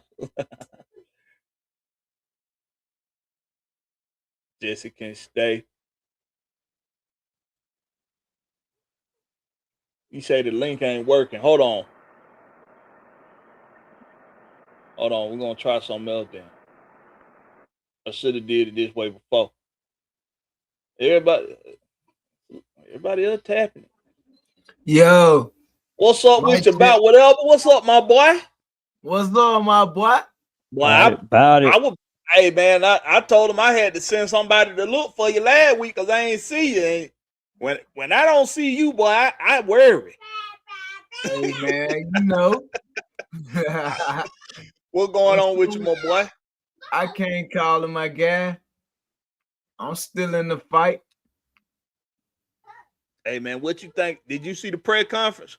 No, I ain't see it, but it definitely just was on my joint, and I was about to look at it, but then I looked and I seen my future my future wife, Candace Owens, was on. And I had to go jump in that joint real quick. Candace Owens, huh? Oh yeah, bro. That my wife. That my future wife, bro. Okay. Oh shit! Who let this motherfucker in the door? Oh man! What up, my boy? What up, my dog? Ain't that, man? Hey, I ain't see the press conference, man. What I miss? Matt Ryan and Ian Cunningham starting off telling lies already. Oh shit. Hold up, What lie they Don't do tell? that. Ain't Don't one do told that. this motherfucker about not watching the film and coming and trying to talk Right. about the Then he shit. coming in here. Then you gonna troll him. Then you gonna sit here and tell the man a lie and shit, goddamn. So he can flip. You know he finna take a dive. Straight up, hey, you know rage how I bait, my lose. boy. I jump high. That's what I'm talking about. I know you gonna dive. Shoot. What lie they tell, man? They better not be up here lying to my folks, man. Nah, I was just bullshitting. We tired of losing in Atlanta. We tired of this loser ass culture. Motherfucker trying to tell us we flying with no parachute. We tired of that shit. Looking cool while we losing like a motherfucker. I think we stuck with this goddamn slogan. Ain't nobody came up with no new slogan yet. We stuck with this rise up shit. No. That Ain't shit no wrong was rise gay up, as man. hell when they first introduced it. Only thing wrong with rise up is we got losing with rise up. Every time we rise up, we get knocked out the goddamn sky. Somebody shoot our ass with a pellet gun or some shit. We knocked out the sky. Man. Woody, Buzz, you told me we was flying. Nigga, we falling with style. We tired of that shit. We ain't rising up no more, man. We bird gang, man. Well, they were following with style, but at the end, it sure looked like flying. Said nigga slapping our ass out the park, huh? Flew that motherfucker right into the sunroof of that damn moving vehicle, didn't it? Hey, yo, you funny as hell, man. Drop that motherfucker right on up in there. Hey, man. What's up with your Bello, man? I dropped a new link in there, Bello.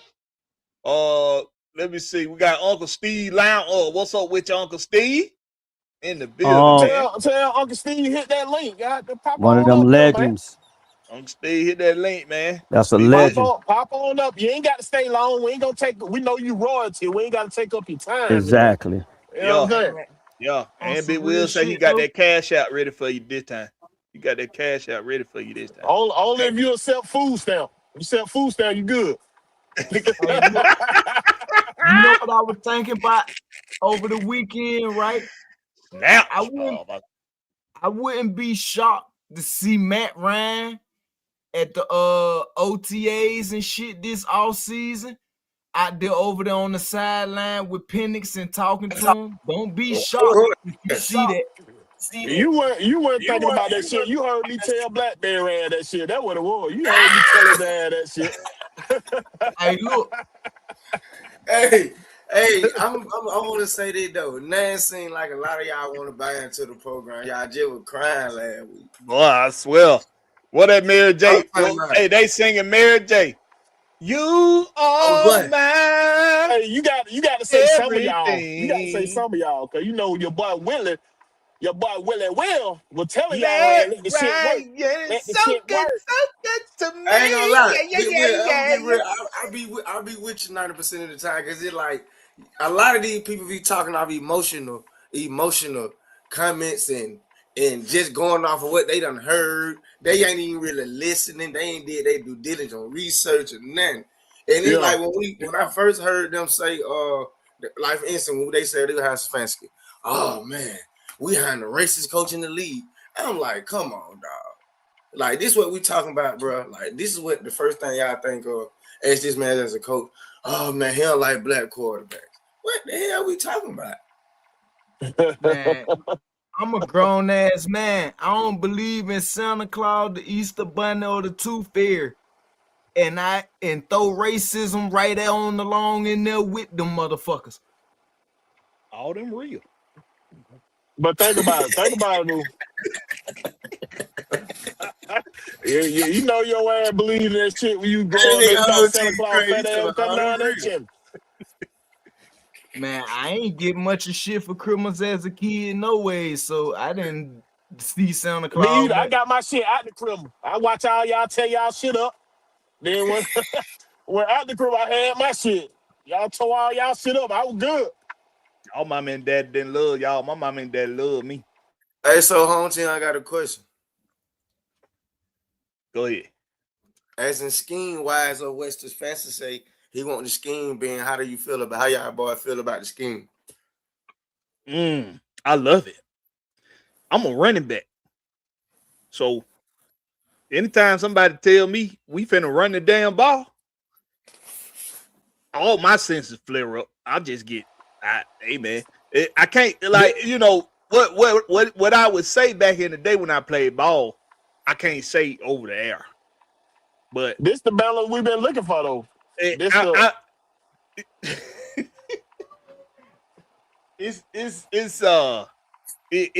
make when you hear that, man, somebody like me, it make you it get you going. Okay. When I hear we finna run the damn ball, that just get me going, man.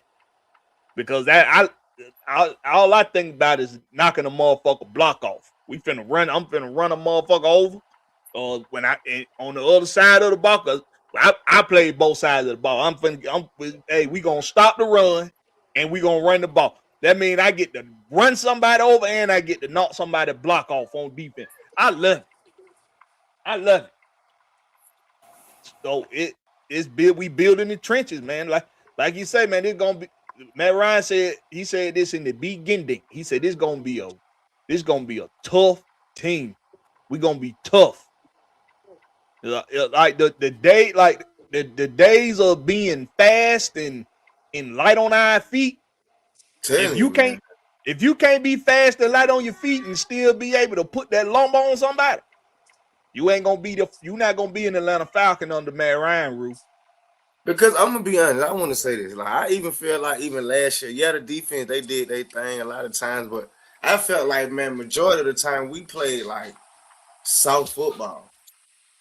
And I don't know if that was like what Ubers had going on or what a lot of the scheme was about or S and O's and stuff like that. Because it was like when we played lower competition, man, it's like we went out there and let the offense line and running backs and receivers just bulldoze us.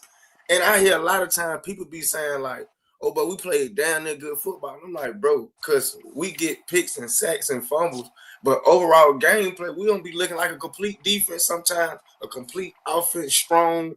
Like when we played the Dolphins and how the Dolphins O-line just was doing our D-line. Like, what? Like, that shit was embarrassing. Yeah. And that day it had a lot to do with coaching too, because they was using some 12 and 13 personnel, man, and we lining up four guys down there on the line. Ain't no tight ends going. They had one tight end going out for them for passes. Them other tight end was just there to block. That's all they were there to do. And we weren't trying to match no kind of energy up front. And they were just that was crazy, man. Double teaming our guys, bullying them around. And I felt like we did that too many times, man. So it's like I look at some of these players who got on the roster that played in the games, like, shit, are y'all really physical and tough? Like, I can't just say the coach because shit, y'all got to get out there and be a man on the field because it's gladiator sport, baby. Shit, this ain't goddamn cricket. I agree with that too. But you know what? You know what though? I enjoyed watching Bijan run the ball, but to me it took the toughness out of what I like to see. Right? I mean, he was juking and he was doing his thing, but at the same time, it's like everything else got softer. Following that. I mean, you couldn't deny it. Hey, 330. What's up, man? When you got, because a lot of folk gonna get triggered when I say this. When you got a soft ass nigga running the ball, it's gonna look soft. Right. That's what I'm saying. It looks soft. Bijan is like he a finesse guy. He ain't trying to get hit. Yeah, then don't play running back. Then definitely don't play running back. And it kind of just took, like I said, it took that tough aspect like when Tyler came in, everybody was getting hyped. Yeah. You know, 'Cause he Bijan gonna did run his you thing, over. and then when they He's bring a Tyler real in, running back. everybody be getting hype up in there. Cause he grinding the ball down. Oh, Paul. Hey, 330. You know why? Why is that? It looks completely different? Because Tyler Algier is a real running back. He's a real running back, a north and south runner. Okay, All say that north and east south. and west running this shit that Bijan be doing, like that's soft nigga football, bro. Like That's the play designs, that's one of though. them That niggas ain't who Bijan. that's one of them niggas who's scared to get hit. Ow, ooh, he hurt me in the A gap. Like, so I'ma just stay on the C and stay outside. Like, I don't know about Bijan scared to get hit now. Bijan I takes ain't some hit saying now. that, but like I get what he's saying though. Like I want to Give out say this. punishment now. I feel like the last 8 years to 10 years, I felt like we fell into a highlight team. We want to look like a highlight team and not play football. And I felt like we wanted to be so highlight and oh boy, he ran, oh boy, he juked him, oh boy, he broke his ankle, look at him, whoa, and all that bullshit to where it's like the real part of the game is not being fulfilled. And that's being tough and being strong and being able to grind the football game out when it's time to. We coming back to 11, it now. 12, 13 personnel. Yeah, and I said that because of you know that the running game coming, and it ain't shit you could do to Yeah, stop it. That's what I was You just don't saying. We want coming back tackle to it. We coming back to it now. This finna be like the balance that we've been looking for. With the Arthur Smith run game type shit, and they're gonna have some goddamn play action passes over the top type shit for you. This is what we've been looking for. This is what we've been hoping coaches can do, but ain't nobody been able to do. We're gonna see that two-back system. This is why I think Tyler Gill coming back. I think they go because if you go look at how much his contract worth, they say how much he asking to get for a new contract. That shit like $6.5 million. Yeah, that's what I'm saying. I think that's why I think he gonna come back. Because like I think Stefanski gonna hit him with the game plan. Look, they weren't using you right. We don't see you as a back number 2. We see y'all as a 1A, 1B type back. We gonna have y'all on the field at the same time type shit. The same shit I've been screaming about. This the type shit that cause you gotta think about it. When Stefanski came to Cleveland, he had Chubb and goddamn Hunt at the same damn time. They had them boys running down there. They had one of the best running offenses in the league. Yeah. So he know how to use two backs. So that's why I think, but like we gonna get first dibs anyway. So they go like your boy Tyler Gill gonna hear what they got to say. Now it's up to us to keep him in the building. You feel what I'm saying? Now, only way I see Tyler Gill leaving is somebody throw him like a big butt stupid ass contract, which I don't see because it's like 8 running backs that free agents right now. It's like 8 of them. So ain't nobody gonna throw you no big contract like that. Now if it went that many, if it went that many free agent running back, I could see a big ass contract. But by being so many free agent running back, ain't nobody giving you that type of money when they got other options. So that's why I think he gonna be back. Man, Algier would be the best option for anybody to take other than Derrick Henry. You get the full package, bro. Like the nigga will run you over. Like literally, he'll run you over. He'll make blocks. Like all of it, bro. Like he's just not no scared ass nigga. Like won't play and run on the outside. Like every play got to be an outside run or a zone pitch to make room. By whatever, I agree with you. He one of the top running backs out there. But what I'm saying is like it's 8 other guys that are free agents. So like, why would I pay? Even though he one of the top running back, why would I pay him $12 million when I can go over here and get this dude? You know what I'm saying? For like $6 or $7 million for like 200 yards less. I'll take that all day. Then paying somebody $12 million. You feel what I'm saying? That's what I'm saying. That's why I don't think he gonna get no big ass contract like folks thinking that folk gonna be throwing at him. Algier worth that 12 M. He is in a free agent where it ain't a lot of free agent running back. These ain't no scrub running backs that free agent, and these ain't scrubs. Yeah, these are good running backs. His production ain't so high, dog. The way it's like, you feel me? Yeah, he fresh, but his production ain't like them other running backs' production. So he ain't gonna be the first choice they even looking at. Especially they looking at how we used them.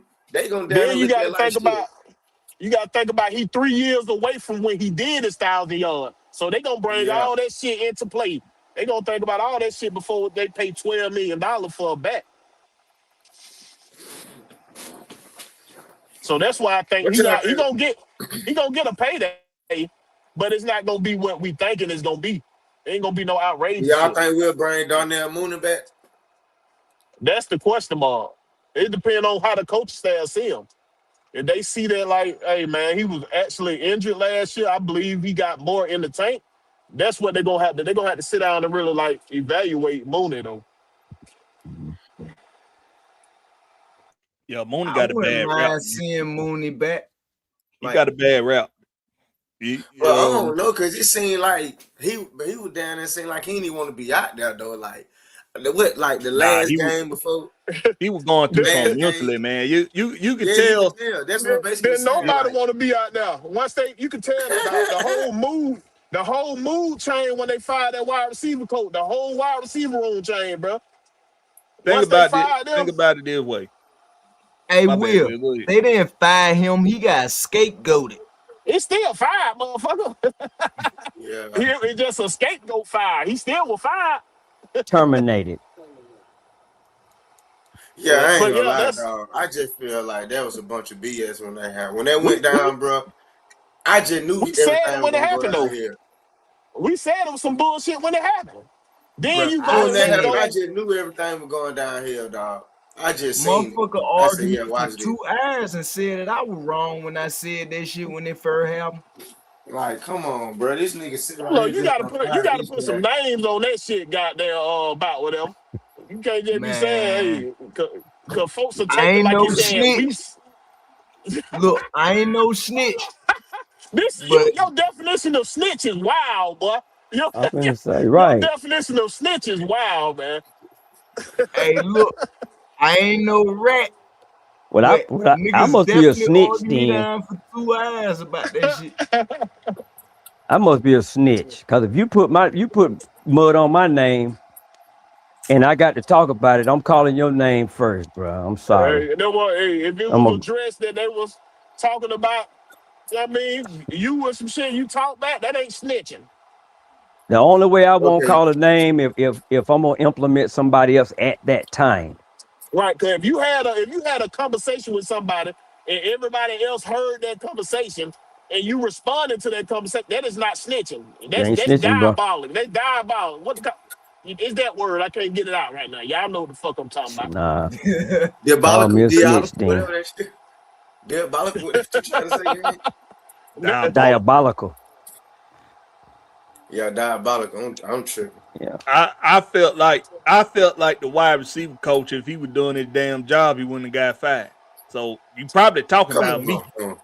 Come on, that's how I feel about it. If he was doing his damn job, you really just said that whole team.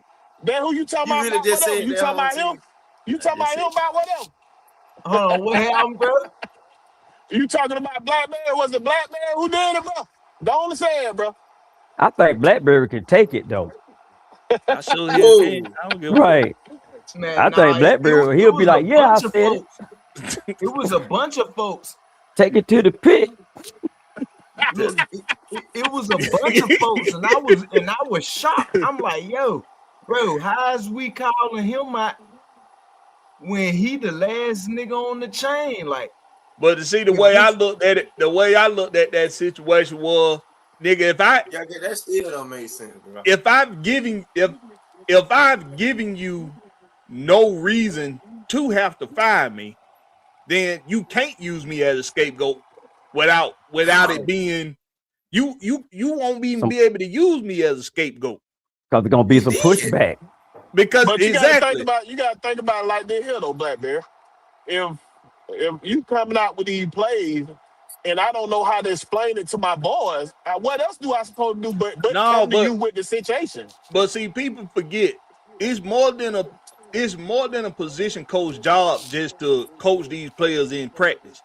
They also the ones that send the right personnel groups out there for their position group when the plays are called.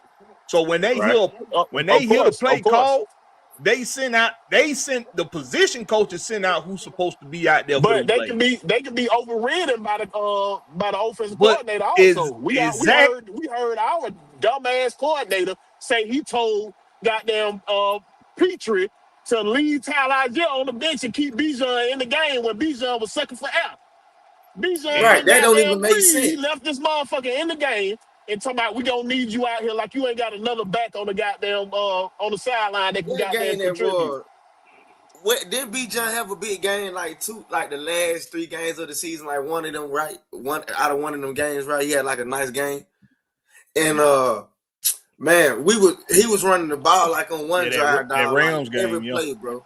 Yeah. Every play, bro, he was touching the rock. Then you want to start dude thinking about literally looking back at the dude was literally looking at the sideline at Coach Raheem. He was tapping his helmet. Like, bro, tapping the shit out of his helmet. He was tapping his helmet. I said, "Damn, Bijan tapping." Yeah, they still ain't take him out. Next play, he told the running back coach to keep Bijan in there. Bijan tapping his head. Hey man, I can't breathe in that bitch. Yeah, then he ended up just going out the game himself, and that's when they threw Tyler in. I'm like, they had that nigga in the full Nelson. That's not excusable, dog. That's basically telling me, like, bro, you just don't know how to use you don't know how to use your roster. You don't know how to use your roster. Yeah, we've been saying that. Yeah, but everybody making excuses like, oh nah, man, it's basically like, man, that's bullshit, man. Dude just don't know what he's doing.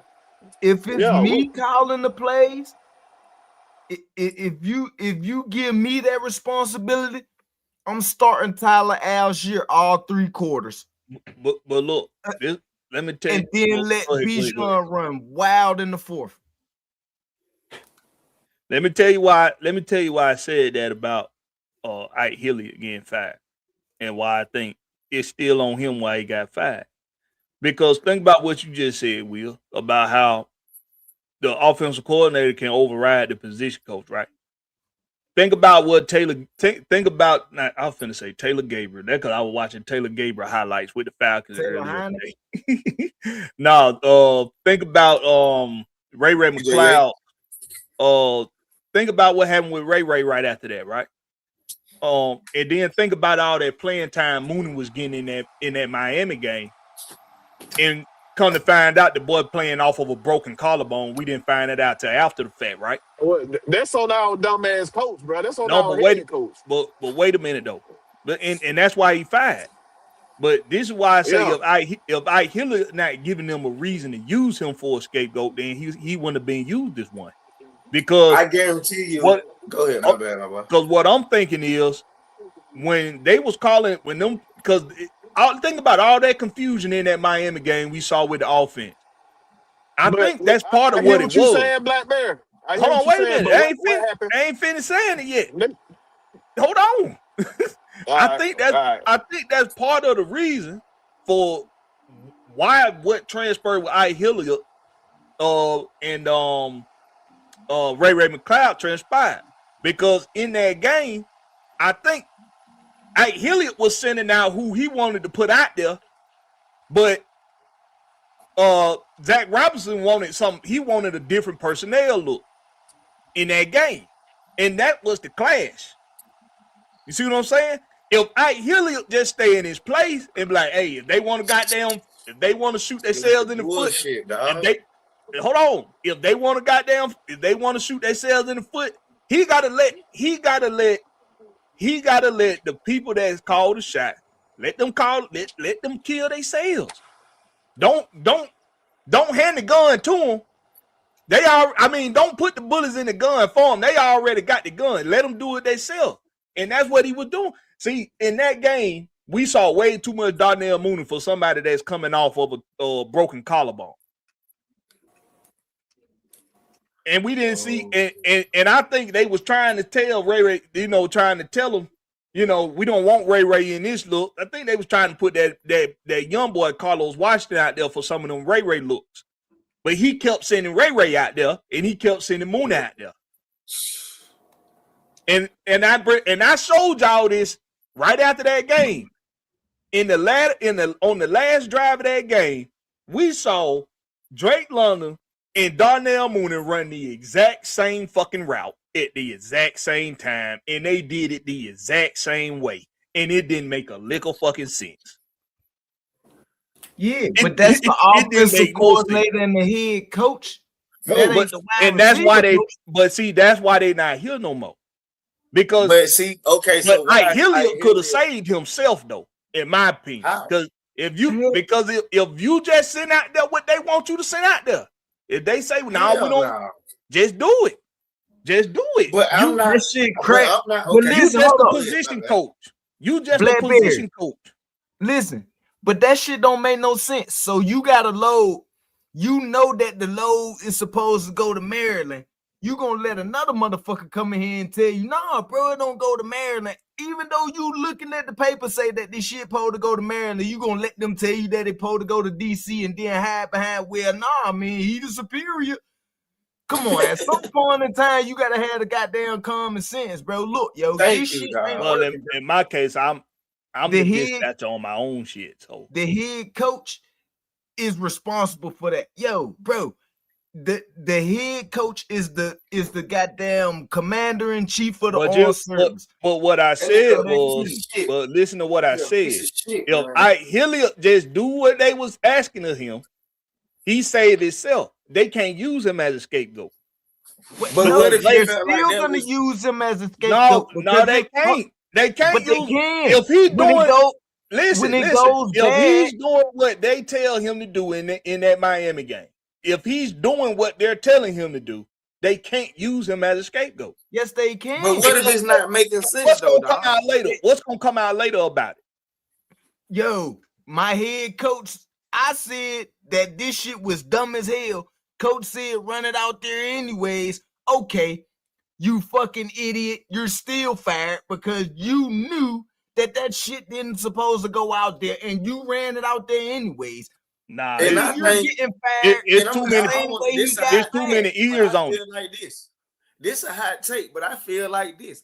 I feel like that Hilliard firing was something that got him out of there too. Because guess what? I guarantee you, dog, somebody was watching that situation and found out that whatever happened between that situation, Hilliard shouldn't have been fired. I just got that feeling, bro, because of a lot of things Raheem was doing, bro, was too secretive. You get what I'm saying? To where it's like, your owner not even really, he trusting you, but like, this dude ain't really trusting you no more because it's like, your players coming out saying they ain't got nobody to run to when it's pressure. And it's like, damn, so what the hell you doing? What's really going on in my building? And it's like, I get what you saying too about like, if, what his name? Hilliard was just sending them, Hilliard just was doing his job. But it's like, this dude got more experience than Raheem and Zach put together. He should have. So he just did what he was told. But what if, what if the communication was like this too? Or, when they brought him on the staff, right? And, Hilliard and Raheem had an understanding of, well, we know you got vet experience, so we want your input on some things.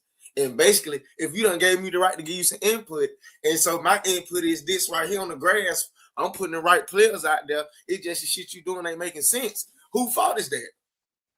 But see, but I get what you're saying. But all I'm talking about is how he could have saved himself in this situation. Because they can't use you as a scapegoat if you're doing what they tell you to do. You see what I'm saying? No, they can't. Not in that situation. Maybe after the season over with, and they and for some reason we keep Raheem around, and then he find him another wide receiver coach. Maybe after the season, but not early in the first quarter of the season like that. And we barely done played any damn football. After the season, in the season, between the season, nigga, you still scapegoated. See, you think about it like this, though. You think about it like this. No, that's a much worse situation when you get fired before the season really none even got started, really like that. Like, That's real scapegoat shit. Like now, after the season over with, then okay, people can say they just wanted to try something different at the position, but this was clearly a scapegoat situation. But you don't give them that opportunity to do that if you just do what they tell you to do, because it's like on a job, man. It's like on a job. If you on a job and you got a supervisor telling you to do some shit that you know is not the most effective way to get the job done, but you do it a different way, and something goes wrong, he can put it on you now because you didn't do it the way he told you to do it. You didn't follow your working standards. Exactly. Even though you know it wasn't going to be effective, something went wrong when you did it your way. That don't mean what you did was wrong. It just means something went wrong and you was put the blame for it. That means you did something wrong. But you're supposed to also follow the instructions of your supervisor also. Yeah. So you kind of stuck in between a rock and a hard place. Yeah. See, you got to think about it this way. Think about it this way. If you get caught doing something that you weren't supposed to be doing, right? But you know that you really didn't get caught doing what you weren't supposed to be doing. Somebody else got caught doing something they weren't supposed to be doing, but you done been red lighted. It happened to me when I was at Napa. I was robbing Napa fucking blind. I was robbing their asses. I was selling car parts to everybody and their damn mama under the damn table. Hypothetically. Nah. Allegedly.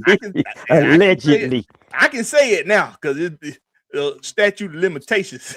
Okay. I can say it now. But when I got the day that I got sent home for something, I wasn't even doing nothing. I wasn't even doing nothing that day.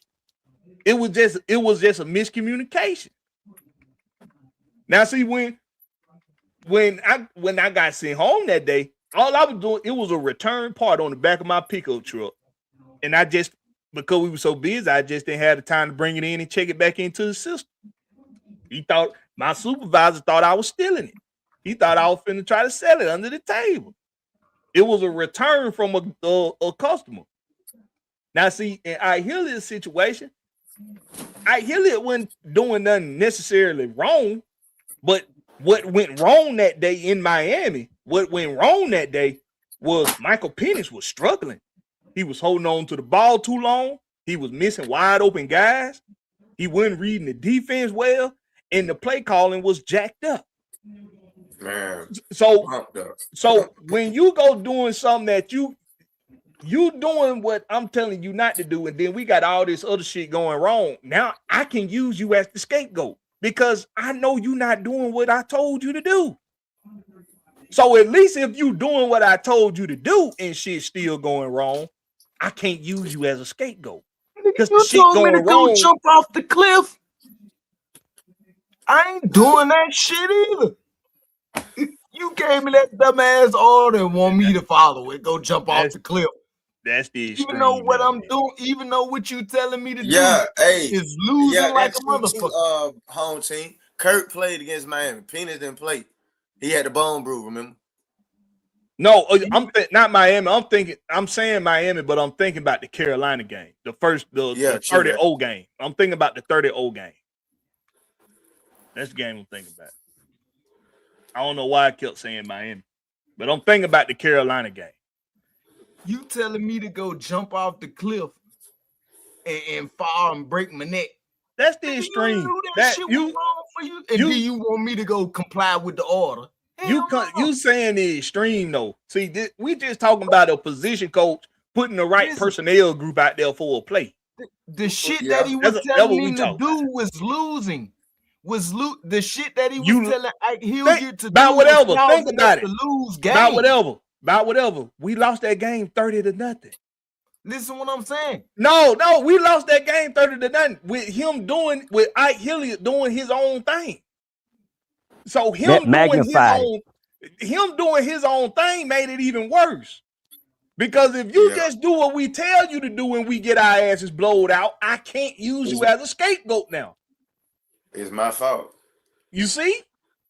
I get you. That make a little sense. But I'm still on this part, right?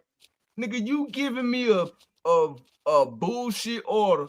You want me to do it. It's causing us to lose the game, regardless as to how many pawns it is. The shit is clearly not working, and you want me to go and do it anyways. And then you fire me for it. Like, nigga, that shit you was doing wasn't gonna fucking work anyways. Clearly, we was getting blowed the fuck up. So I'll be better off doing my own fucking thing. Because clearly what we game planned and schemed and drawed up ain't schemed and drawed up right. Ain't working. Yeah. But D Mitch, it wasn't all on him. But it's the fact that they was even able to use you as the scapegoat. They can't use you as the scapegoat if they losing and you doing what they asking you, they can't use it as a scapegoat. But because shit going bad and you doing your own thing, we finna use you as the scapegoat. Now we can use you as the excuse for why shit looked out of sorts. We can't use you for that excuse if you just doing what we tell you to do. But see, before I had my own business, that's how I used to look at any job I had. As I'm moving up the ranks, I'm gonna do what these folks tell me to do. If I see better ways of doing things, I take it to them, present them with it. Most of the time, they're gonna give you the green light to do it the way that you see fit. But when they make a call for you to do it a certain way, do it that way. That's why can't nothing go wrong. In them back rooms at Walmart, if a pallet fall on a motherfucker, it's gonna be because we doing shit the way y'all told us to do it. Not because I done came up with my own goddamn way of doing this shit. And even though y'all told me not to do it, I'm doing it anyway because I see production way better. I see way better production out of doing it this way. But here go a pallet done fell on somebody's goddamn head. And I got the answer for it now because I'm doing shit my own way. But if I was doing it their way, I'm just following policy. Policy got that pallet on somebody's head.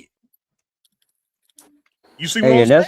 And that's kind of like, where the argument is about, and I'm not going to stay on it too long. We were talking about, Matt should not have ran the play that Shanahan gave him in that game. That Super Bowl. That's the argument. I ran the play. That's right. I ran the play. I ran what you asked me to run. Right. That's on your head. But see, because motherfuckers are like, I disagree with that at 3:30 because I got too much clout to tell me every day that Matt Ryan blowed that Super Bowl and not Shanahan. Nah, they both do it. It was a collective explosion. Exactly. That was on Shanahan. Bro, we got the ball, 3 minutes left. Run the fucking ball 3 times. You shouldn't be in the shotgun, period. Run the ball 3 times, kick the fucking field goal, walk out of there with a win. Agreed. That's coaching. And okay, now circle that back around to Ike. What you just said. That's very true statement then on Ike part then. Exactly. I digress. Mm-hmm. Yeah, when you start talking about stuff like that, boy, you playing in my backyard then, boy. Look. Them type moves like that. Yep. I digress. Oh yeah, we good. We good. No, the shit is on Dan Quinn and Dan Quinn alone. Your ass sitting up, but you the head motherfucking coach. I don't give a fuck. You supposed to take that choice out of their fucking hand. I don't want to hear shit. Kyle Shanahan, you said you do what? Matt Ryan, if you run that play, your ass call on the the fucking bench. timeout. If you run that motherfucking play, your ass on the bench right now. Fuck that, Bro, bro. I don't give on a God, fuck. I'd have relieved Cal Shanahan of his fucking play call duties right there. You said what? As soon as that shit come over the headset, I'm telling you, chips left. I'm telling you, boy. I'm coming on that radio quick. Like, hold on. You say we weren't rerunning what? Nah, your play calling done. The next time you call a play, you'll be in San Francisco, some bitch. Your ass won't call shit else tonight. Hey, Matt, run the damn ball. Yeah. Bro. Time out you could have run sneak plays for the rest of that goddamn game. For all I you could have fucking kneeled on the ball for the rest of that fucking game, bro.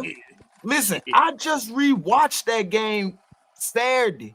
You better than me, I would not do that shit. You better than me, bro. I'm not watching it. Hey, what's up with this Zayano? Hey, boy. He say 49er fan really think Raheem think him and Raheem gonna win it all. Look, hey, listen, man. He don't want a championship as a DC one time before. So every squirrel get a nut.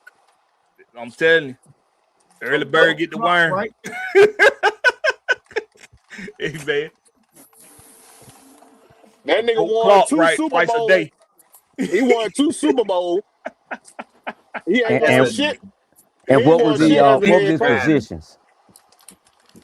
Defense coordinator, defensive back coach. Yeah. Okay. Yeah, he won 2 chips that he went in dick roll for. No, man, he took the job. You got to give him his props. He took the job, and they won the Super Bowl. That's something that topped and cheese the way in the goddamn exactly.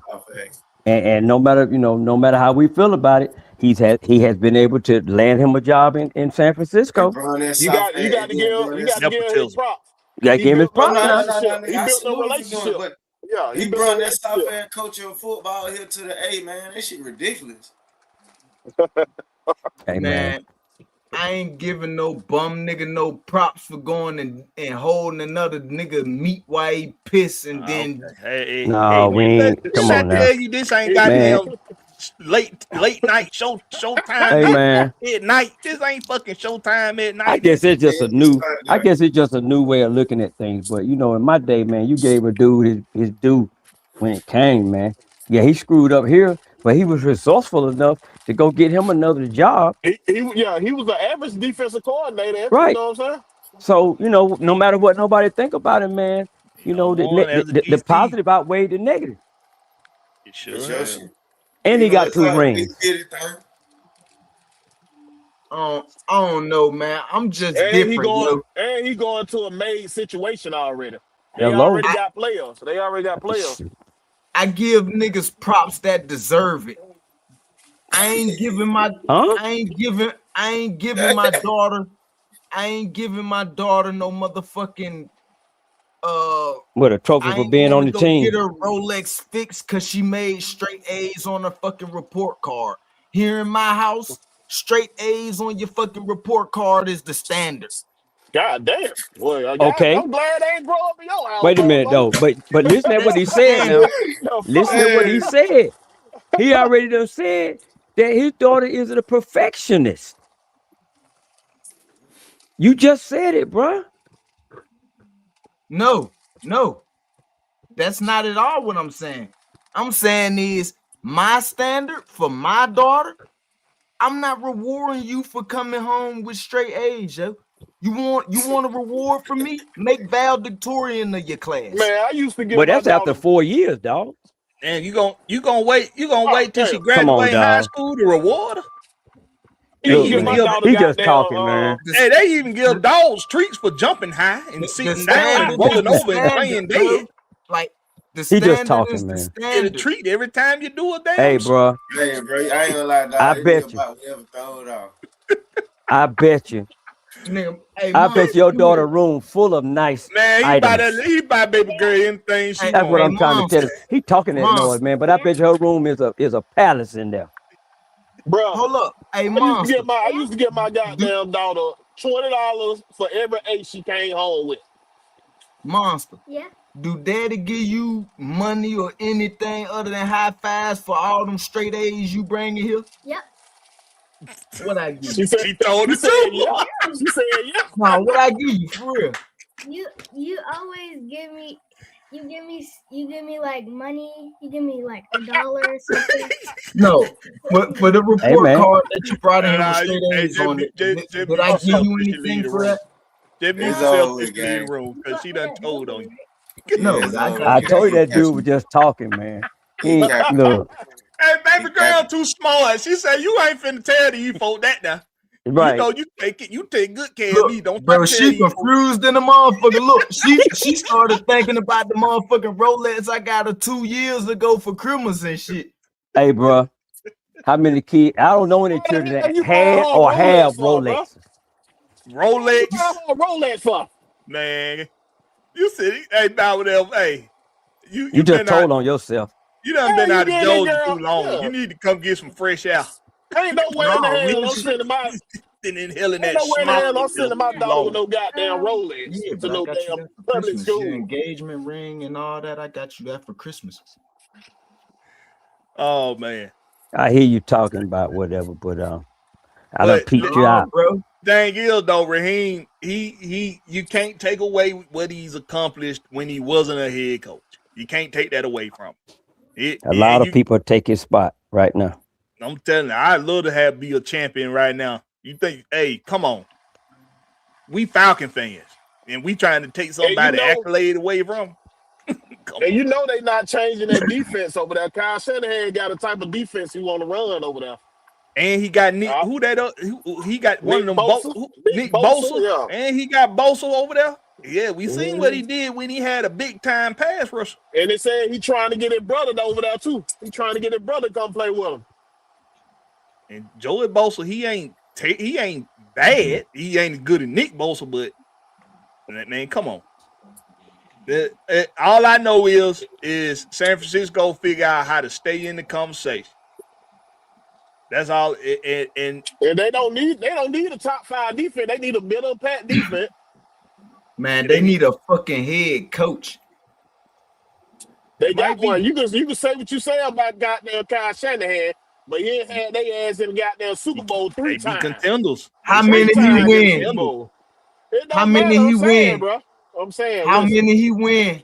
Can we remember 2 times, and one of them times was with him. That's the offensive coordinator. Can we make that ain't the question I asked. Can we get there? Can we make it to that motherfucker? That's what. I'm just trying to figure out how many he won, cause y'all niggas I keep telling y'all, luck play a part of it, bro. Luck play a big part of winning the Super Bowl. Y'all niggas up here putting this nigga in high regard with 0 rings on his finger. Right now, y'all talking about right now he done had championship. This right nigga now, don't got no fucking championship. Okay, well, right now he done took the runner up to the prom queen to the prom every damn year, and we still just trying to trying to make it to the playoff. We taking one for the team. That's what we doing. We taking one for the team. We taking one for the team. Taking one for the team, boy. We that wing man that got to goddamn go with the fat girl goddamn so he can get him some goddamn cake. Right. We got to take the big girl over here so your boy can get some draws. That's what we doing over here. Taking one for the team, boy. You better than we me. over here taking one for the team, and he got the prom queen. And her buddy has got to go with us. We ain't even got the runner up for the prom. We ain't even got the co-prom queen. We got the designated driver. That's what we got. We got that Exactly. motherfucker who ain't doing no drinking, nigga. We got old girl. They had to talk into going to the prom. They had to convince her to go. Come on, I got somebody for you, Sarah. So I got somebody for you. Come on. Look, I don't know. I'm just different, man. Like what he say on training day. We see you different. Get your baby girl Ryan a here. You gotta put your own work in. What he told me, he said, man, nigga Ryan here, you gotta put your own work in. This motherfucker bet $10,000 on Falcon game and shit. Yeah, you is different. Cause I gotta be damn if I bet $10,000 on these motherfuckers. Man, look. Yeah. We peeping your resume, bro. Man, look. We know you'll do something. It ain't good, God. Yeah, we know you'll do something. Man, look, man. About whatever. the standard is the standard, man. Like, man, I don't care who is you got a high ass standard, my boy. like, hey man, no, perfection. bro. Like, I give niggas props where it's due, but nigga, you got to do something to get the props. A plus, you can't almost listen. You can't almost fuck the bitch and then want me to splow you up like, yeah, bro, you hit that. Like, no, nigga, you didn't hit it. Not whatever about there, goddamn. You better hit the baddest bitch in the goddamn club. Damn, did your nut do backflips, nigga, or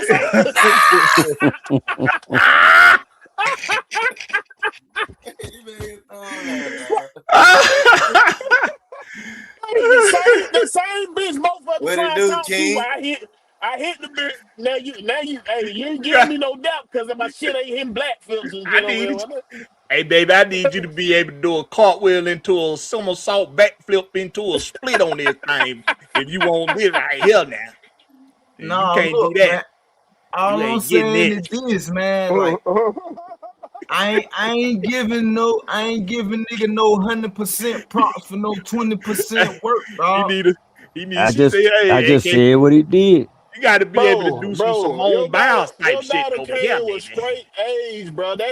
That's lower than 10% of the goddamn population. Boy, you got to give it up. Hey, you got to give her fucking prop for that, bro. You got to give it up, man. Well, he already do. Baby girl told on him. She already told on him. Daddy, you like, front Daddy, you give me the money. Don't come over here with your boys, man, to kick that bullshit. We don't want to hear that money. We want to hear the real shit. We don't want to hear we gonna call you out on that one. Nah, on some real shit though, nigga. Man, my daughter don't get nothing for me for that shit, bro. And the craziest shit. We already over there. She snitched on your ass already. We over there. She snitched on you. And the craziest shit about it all is though, bro, on some G shit. Like, this is like my daughter's first year and a half in school. Like, I've been homeschooled her whole life, bro. Wow. Hey, long she getting what she the homeschool, you got to let her have a social life too. So you got to have her friends and shit over and all. They got to be. You got to let her have that part of that life. She got to have that social life, or she'll have trouble. She'll have trouble when she get out there. She'll have trouble when she get out there. That nigga cannot have company in his house. Tell you, my boy like John Wick, man. He's very out the way, man. Don't do that. my nigga about whatever cannot have company. Yeah. He cannot. Right. Oh yeah, I don't play well with others. That label can't. We need you to play well. We need your daughter to play well, Walter. We want her to succeed when she get up there, goddamn. Hey, some people like this. Some people like the CIA. They can't have personal lives. It's funny as hell. You endangering the innocent. Right. No. Hey, he got goddamn cockroaches doing goddamn concert for his entertainment in that big Hey man. That's what hey man, bro. These Falcons, man. I'm trying to bring it back. I'm trying to bring it back. Hey man, Oh shit, boy. I just it's in the rain. My bad. Go ahead, bro. Wheel us back in. Yeah. And this Ian Cunningham, man. Like I said, he did a good job answering questions today. I seen the emotion in his face. That's truly how you know excited. He really wanted a job, man. But not just any job. This job. Yeah. This was the perfect job. You see what he said? He didn't want to leave Atlanta. He was kicking and crying because he had to leave Atlanta. But now you get a chance to come back, bring your family back to Atlanta. Nah, that's dope. Just don't fuck up. You're gonna be back out of Atlanta. Yeah, but that's closure for a vision that his dad and him had got years ago, man. Yeah, for real. When he said that, I was like, bro, you can tell like that's something like he been adamant about. Right. He couldn't get it out, bro. Not getting and his choked up. He dad couldn't get proud it of out. him, man. You know what I'm saying? And look, you listen at your dad, man, and your dad putting, the values on you and showing you what you need to do. Hey, man, this how it turn out for you. Yup. Man, I think we got some that man. man. Y'all heard that man Dixon Way, man. Y'all hit that like button with this content we got coming for y'all. Man, you talking about the hardest working content creator in the business. Yeah, dig. He putting in the for work. real though, man, I really feel like we met Ryan Cook though, dog. I ain't gonna lie, like I want to ask y'all boy this though, man, because the fan base kind of skeptical on Pennies. A lot of people saying they don't want him no more. We just need to go ahead and get him out of here. But me personally, bro, like I feel like behind the scenes or whatever they got going on, they feel like Mike can do the job. That's just my opinion. I can't say that because I'm not in the rooms, but just from House to Fancy talking, and I'm looking at how they building the offensive stuff. Not saying they just doing this for Michael Pennies. You get what I'm saying? But like they gonna make a work for it, like, right? They gonna make a work for it. Cause my bad. Go ahead. I ain't mean to cut y'all, but me knowing like he got injured, he didn't really play the full season, and it's kind of gonna be like a skeptical situation of what is he gonna show when he get back out there. And my question is this: like, I believe dude got the tools, but to y'all boys, like, do y'all feel like the stuff they building up, can this really help Michael Penny show his capability when he get back on the field to be the quarterback? I don't know enough about Van Pelt. You know enough. You seen that resume. You seen that motherfucker. I don't know enough. But the thing is, I do believe you can tell they gonna bring competition in, because you can tell the way Michael Penix, his demeanor changing. He trying to get out in front of, hey, bro, ain't nothing wrong with me getting up on the center. I want to let y'all know that right now. I deserve this job type shit. That's what that type. So, hey, ain't nothing wrong with me getting on the center, man. I know how to play up on the center. Hey, Millie Mills, tap the link. I want to know why you say that. Go ahead. Go ahead. What do you say? I think Penny's a lemon. He nigga goofy, man. But I feel like that too, though. I mean, it could be asked in a question, but it can't be a statement at this point. At this point, it can't be. It can't be made a statement. Because I looked at the Michael Penix, not Michael Penix, but the Michael Turner podcast maybe like some weeks ago before he even came out. Michael Penix even came out and started speaking on the center situation, and they were saying that like, they was hearing that he couldn't do it. And I was looking at their podcast, and I had seen when he come in and was like, man, nah, dog, like I gotta clear this up because I gotta clear this up because I don't understand where this narrative just coming from. I get what you saying, Big Will, of like he feel like they gonna bring in competition, but I really truly feel like they ain't. I really truly do. I feel like they got to. The reason they got to bring it in, not because of his talent, but because of his injuries. So it'll be what you call that shit. It'll be It'll behoove them. Professional suicide.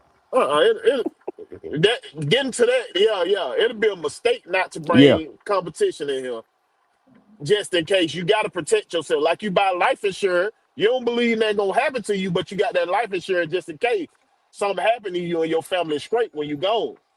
How many times you out here when you gotta have car insurance?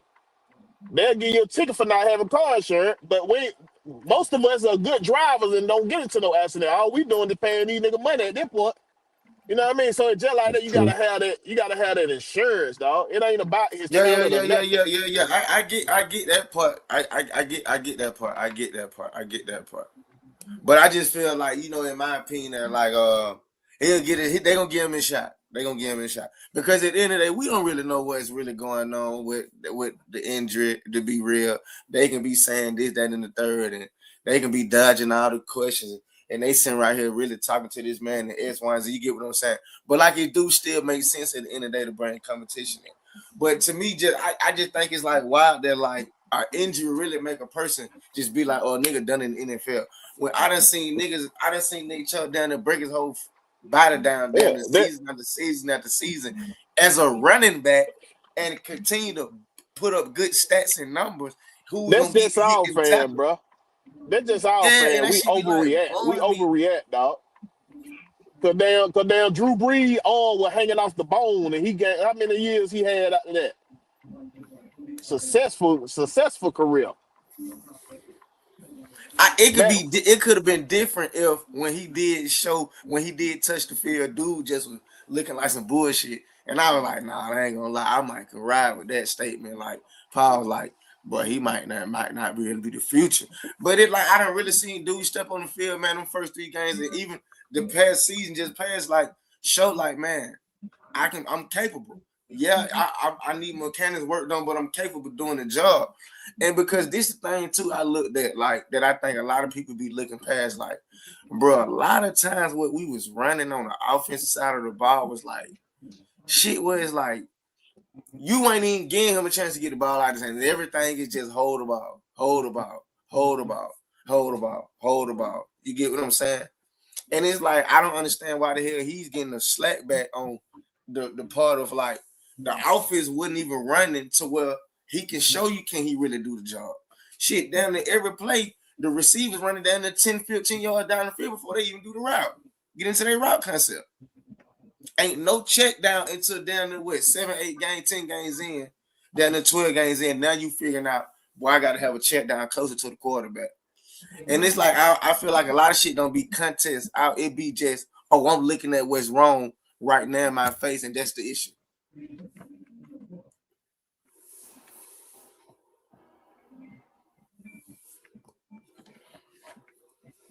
Well, competition has never been a bad thing. And with these 2 guys, these 2 football players coming into the front office, man, that's a change right there.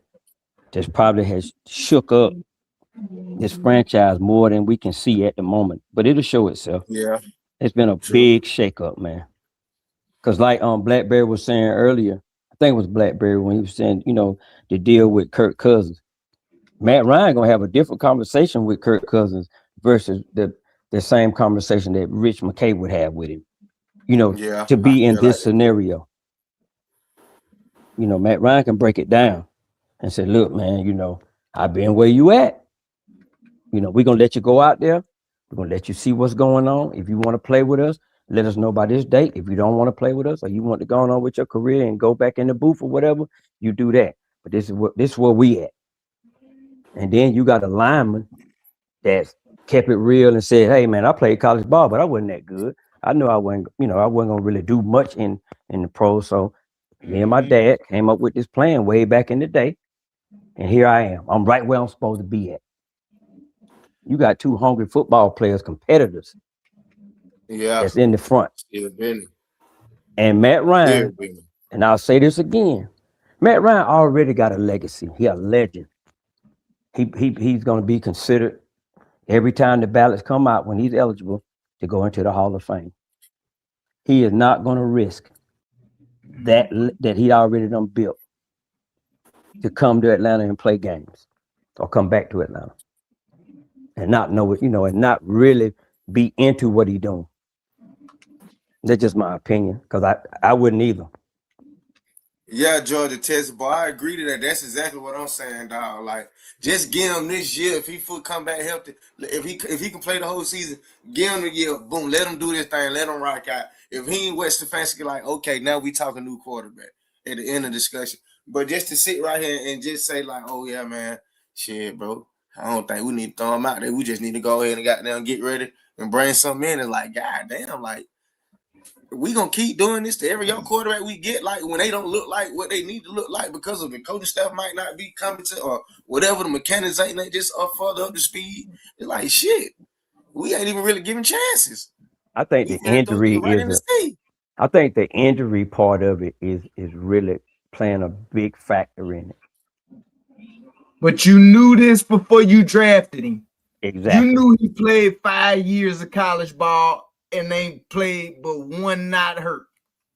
Like these is all things he that you knew like going into the situation. Hurt, bro. And now that the guy is showing up to be exactly what I knew he was gonna be before he came out. Yeah, he played two full seasons not being hurt.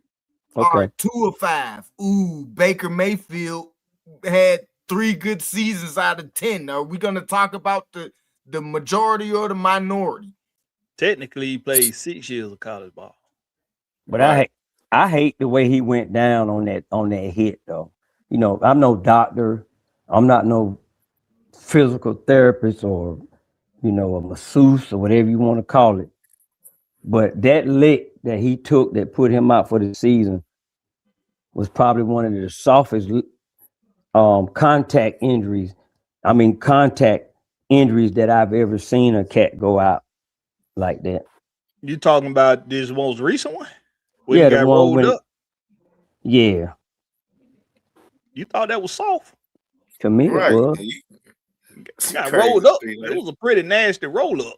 But, I mean, that's soft for that roll up. Roll up. One of the wait a minute now. Was it his knee? Was it his knee or was it his ankle? It was his knee, right? He got rolled up on. But his foot got stuck in the ground and his knee down there like, Yeah, he got injured standing in the pocket. But you got to think the dude came with a real major boom. He didn't just tap. And he rolled up on him. Yeah, it wasn't that soft about that motherfucker roll up. Well, I gave my disclaimer before I said it now, so you all explain. So it's a roll. I'm gonna look at it again then. I'm gonna have to check it out because I was like, man, this cat, what in the world? Yeah, it was a roll up. Yeah. Okay. So you can't. That's one of the things you can't see. Somebody behind him rolled his ass up. Okay. You can't help yourself now. That'll be the worst injury. The one you can't see. That'd be the one that fuck you up. And it was on the opposite leg too. It wasn't the leg that had been hurt before. Yeah, it wasn't the one he had injury on multiple times already. It wasn't that anybody would have got hurt on that shit, man. And see, that's the thing too, where it's like what people keep. It's like that they keep pushing that narrative. Oh, it's the same. It's like, bro, stop sitting on the internet. That the internet did take your goddamn mind. That's Atlanta. That's what I don't like. We so jump on everything somebody tell you before you do your research. Yeah, quick on that bullshit. Oh, nah, they said it's the same knee, man. Yeah, he ain't coming back, y'all. This dude, like, what the hell y'all talking about? Especially when he just spoke on that he might be ready week 1. Oh man, I seen at least 10 people say this. Man, here they go with this shit. He trying to rush back, and I'm like, bro, what if dude just really doing what he got to do? At the end of the day, like, dude want to play ball. So why would I not do what it takes to get back on the field? No matter if you think I'm rushing or not. If I gotta work hard to get back on the field and I'm gonna be at my full strength, and you don't know that shit, like our fan base are crybabies. Like even 90% of these country are crybaby ass people. Like I be like, damn, dog. It's like we don't really understand the game. Our fan base, we just going off whatever we looking at on TV and whatever somebody just putting on a social media platform and saying, breaking news, Atlanta Falcons this, breaking news, Atlanta Falcons that, and we just run with that shit. Well, now he knows there's a sense of urgency also in his return. So his seat a little hot now. He got some stuff to prove to the franchise, and he's got something to prove to himself.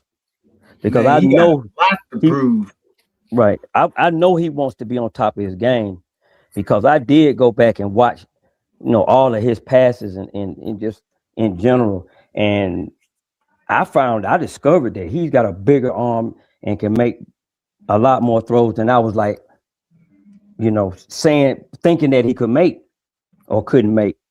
Cause hey man, that dude got something with him now. He got a howser on that arm, on that shoulder.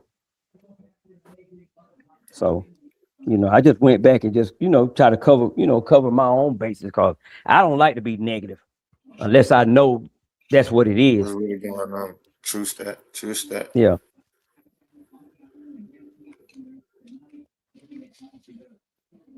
But I hope he is back at the beginning of the season. Yeah, I forgot about this too. Oh, my bad, Daddy. Go ahead. But I forgot about this too. Appreciate that. Yeah, the bone bruise. Yeah, he did have a smaller injury on that knee. Yeah. Right. Okay. And I feel like this, and I ain't saying this with Raheem on his own, but like, bro, like, I don't know, dog. Someone's telling me they didn't want to let Kirk keep being out there when MP9 took that bone bruise injury.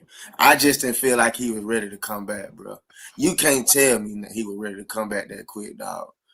Man, the way they handled the injury, the entire Raheem Morris regime, it was just funky. It was something funky about the way man. Like it was guys who we was like, why he ain't playing already? He been out for a long ass time. And there were other guys that were like, how is he playing already? He ain't been out long enough. Like, because I remember this. I think it was funky, because man. Raheem used to talk fast, right? But I remember when he said this about Troy Anderson before the bye week or around that time after that. When they had to ask him one game before that, like, oh, what the status of Troy Anderson? He was like, well, it looked like we'll be opening up his window. And then I remember he was saying Troy Anderson was gonna get activated, and nothing never happened. And after that, it's just like when they kept asking about it, it's like he went in la world, like, and he came up with a different final weight answer every time. Yeah. And it was like, if he hurt, he hurt. He not, he's not. But like, it just didn't make sense what you were saying. He was coming back. Then all of a sudden, oh, well, he digressed in the recovery. And it's like how everybody digressing in their recovery. Yeah, that's true. You know, Storm Nunn posted got on the field. Storm Nunn posted got on the field all of a sudden. Oh, yeah, next thing you know, he re-injured his foot. What? Yeah, he's back on injury reserve a couple weeks later. Like what? It ain't making sense. Something ain't right. Braylon Trice get right back on the field. Game 1, he messes his knee right back up again. And they put him on the designated not to return injury reserve list. Come on, dog. And never disclose what really happened. Jay Shep. Now, I think a misperception when quarterbacks get hurt is that the offensive line ain't protecting them well. We had one of the best offensive lines in football. Top 5. I ain't gonna lie. I disagree with that, just on my opinion. We had a top 5 offensive line. Especially gameplay wise. The stats, okay, but I don't really give a damn about stats.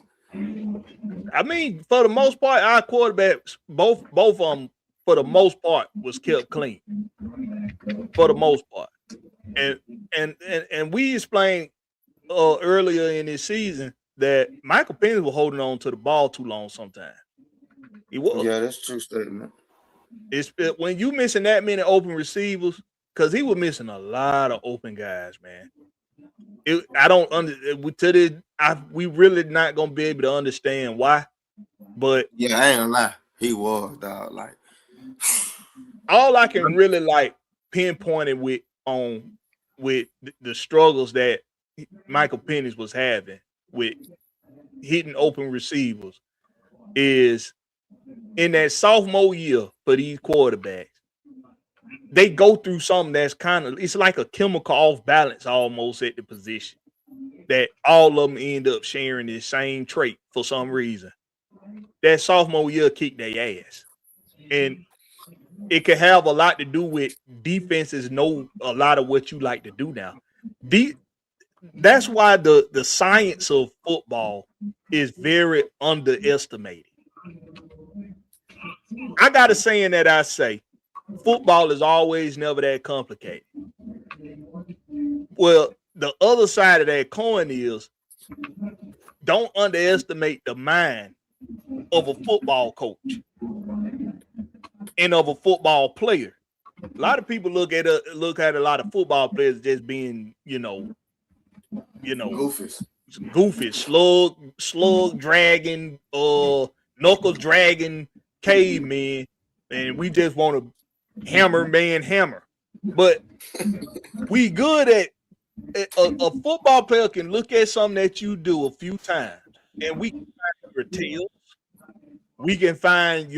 We can find your strengths and your weaknesses. We just got to watch you a few times. That's it. And we can tell what you gonna do in certain situations before you walk to the ball. See, I don't believe in that sophomore slump bullshit. I put that more on coaching. Because as a coach, I know that defense is gonna be they're gonna know what my player weakness and strength is from the tape. So I got to adjust as a coach to get him ready. So if coaches don't have you prepared, that's what caused them. That's what caused CJ Stroud when they changed up that player, that offensive coordinator. That's what caused him.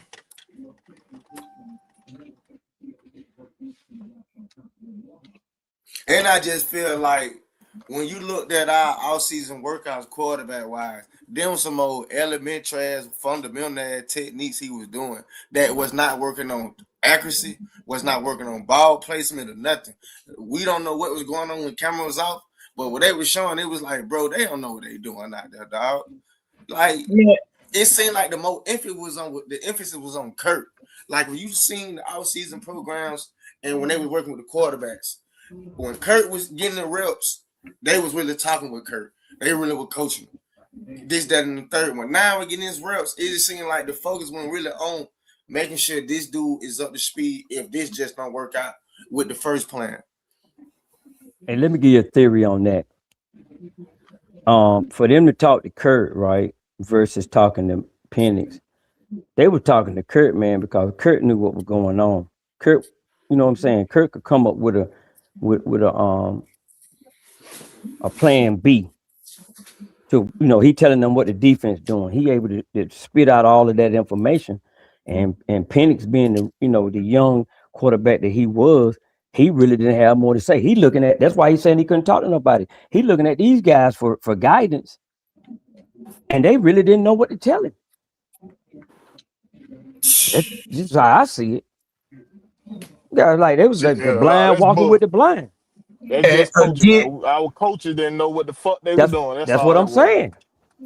Yeah, but and see, that's why I don't understand why a lot of the critiques is on the players. And it's like, bro, we had a whole coaching staff that was literally lost, didn't have no experience on the offensive side outside of who? Because who the hell the people was in the box? It never seemed like they had an input on that. Like on some G shit, it seemed like the people in the box never had an input on anything, dog. Like, that's why I kept saying, what the hell was Jerry Gray? He was just collecting checks. He was just collecting checks, bro. Because ain't no way you the assistant hear a word from him. Ain't no way you the assistant coach got this guy right here. Justin Hood, the secondary coach. Who the fuck is you? You heard from Jerry Gray way more when he was under Alden Smith. When Jerry Hood did something to the secondary, because I seen a big change from goddamn D Alford. I seen a big change from him. But see, Jerry Gray did what I said Hilliard should have did. You should have just did what the fuck they were told you to sit do. back and shut your mouth. That's why he kept his job. And you wouldn't have lost your damn job. Let me ask y'all this though, Jerry. You ain't gonna get me fired. You ain't gonna make this shit my fault. Right. Jerry Gray was doing that. Hood had the defensive back playing good. Jerry Gray ain't doing a goddamn thing. He gone now?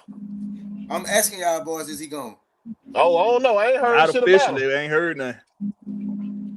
Not officially. I really he think he in that category in limbo. He in limbo. I don't think he coming back. They might be retaining the whole defensive side of the ball. No, they ain't. No, they ain't. Because Rudenberger went to Tennessee. Okay. Rudenberger went to Tennessee. No, he didn't. Bradley got that job. He didn't get that job. Oh, the defensive pass game coordinator? Yeah, Bradley got that job. What, defensive pass game coordinator? The DC. Bradley got that job. I think he was going over there to be the defensive pass game coordinator. No, he was going to be DC. Okay. Falcons ain't gonna let you do a lateral. They ain't gonna let you do a lateral move if they want to keep you. They ain't letting you do no lateral move. Yeah. They let him go for that DC. Yeah. Okay. True that. Jay Shelp said he said he don't think that was Justin Hood. I think the scheme Brick brought along with his I was gonna say that too. We brought in helped that secondary tremendously. But what show you that it was him? They retained him. They seem to take what he did with them, boy. You can't sit here and say that he didn't do a good job. We just talked about how the position coach play a big part. We just talked about that. We can't say that he didn't do a big job with D Alford the way he did a 360. D Alford did a whole 360, bro. Y'all was just talking about that, man. We was mad. A lot of y'all were mad at hell that they re-signed this motherfucker. Well, he came out and showed y'all. He just had one bad season. He just had one season that was in question. The other, he showed me improvement. He been solid. D Alford showed me improvement. He was taking away the ball. He had a lot of interceptions too. And he was taking away the ball. I agree with that. He showed improvement. With Jimmy Pond, the scheme we had with Jimmy Pond, that shit was so garbage. Motherfucker say Jimmy Pond. You couldn't show your capabilities. Like, dude, you playing 20 yards back. How can you even play the ball playing 20 yards back? That's Raheem shit. Yeah, that's some Raheem shit right there. I'm glad you just said that. So do you think coming this year we will see more of an aggressive style defense? I guarantee you. We're gonna see a run stop. I guarantee you, bro. You're gonna see some aggressive shit. Cause think about it, Beltran ain't even goddamn Jeff Obert type linebacker, but they kept putting them out there. I say, why the hell Beltran keep going out there? You got two niggas on the bench that's better than this man. Kept going out there, dog. And that's Raheem. I think Raheem kept saying, I mean, you know what I'm saying? Because he was clamoring for this dude. He already gave the nigga a nickname before he even came prove himself. Mr. Captain America and shit. Yeah, every week Raheem sat up there and said that what his name? Raheem sat up there and said every week that J.D. Bertrand was a very high IQ football player. And when you seen gameplay, it seemed like he was a very low IQ football player with no fundamental technique. Because it seemed like only thing he did was run behind Kaden Ellis and wherever hole he went, wherever gap he went through, wherever gap he went through.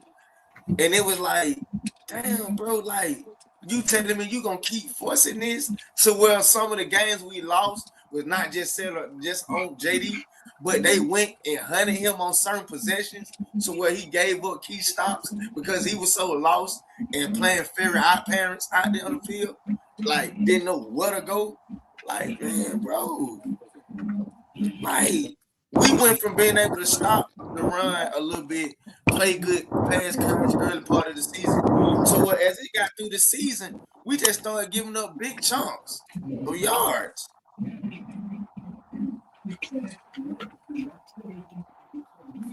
This shit, that was unacceptable, man. It was unacceptable, dog. Yeah. It was unacceptable, bro. And I felt like, because I just don't see how Terry was allowing this, though, bro. Like, that's why he's fired. That's why he's fired, because he didn't. I think they fired Terry because he didn't have enough of a backbone. He just went along with the flow. And that probably turned Arthur Blank the wrong way. Because we all seen the video when he went and drafted the goddamn Michael Penix and he had to explain that shit to Arthur Blank. Saying because you just going along with the flow. Down with it. Yeah, once he explained it, once he got down Fugaze, got down Arthur Blank, yeah. I don't think it was a Fugaze moment. I just think that Arthur Blank I'm saying for going sure, like it wasn't the point of going to get Michael Penix, it was the point where we got him at.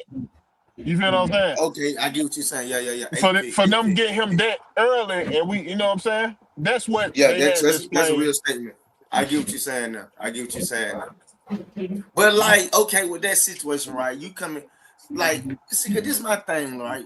With that Kurt signing, dog.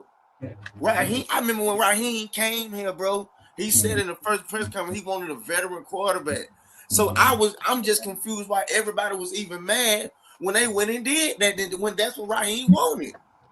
Well, we already knew that they were going to draft the quarterback because that's what they goddamn said. They said he was going to get, you know what I'm saying, because he wanted the best thing that Raheem was saying was having a succession plan, being prepared. And, you know what I'm saying? So if Kirk Cousins was get done, he had somebody behind Kirk Cousins.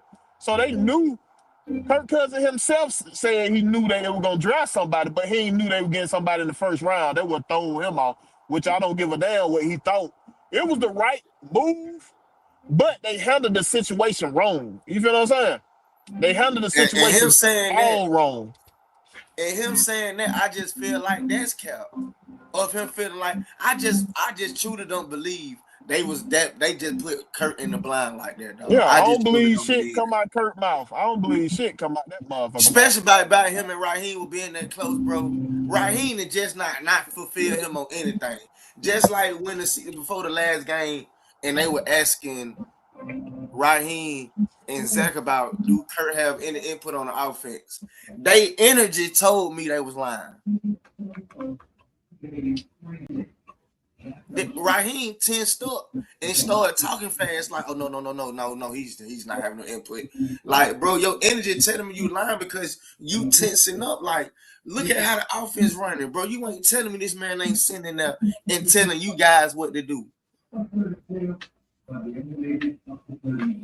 Man, I would just like to say that if you start from a point of Kirk Cousins telling you what to do, you are already in the losing ass situation.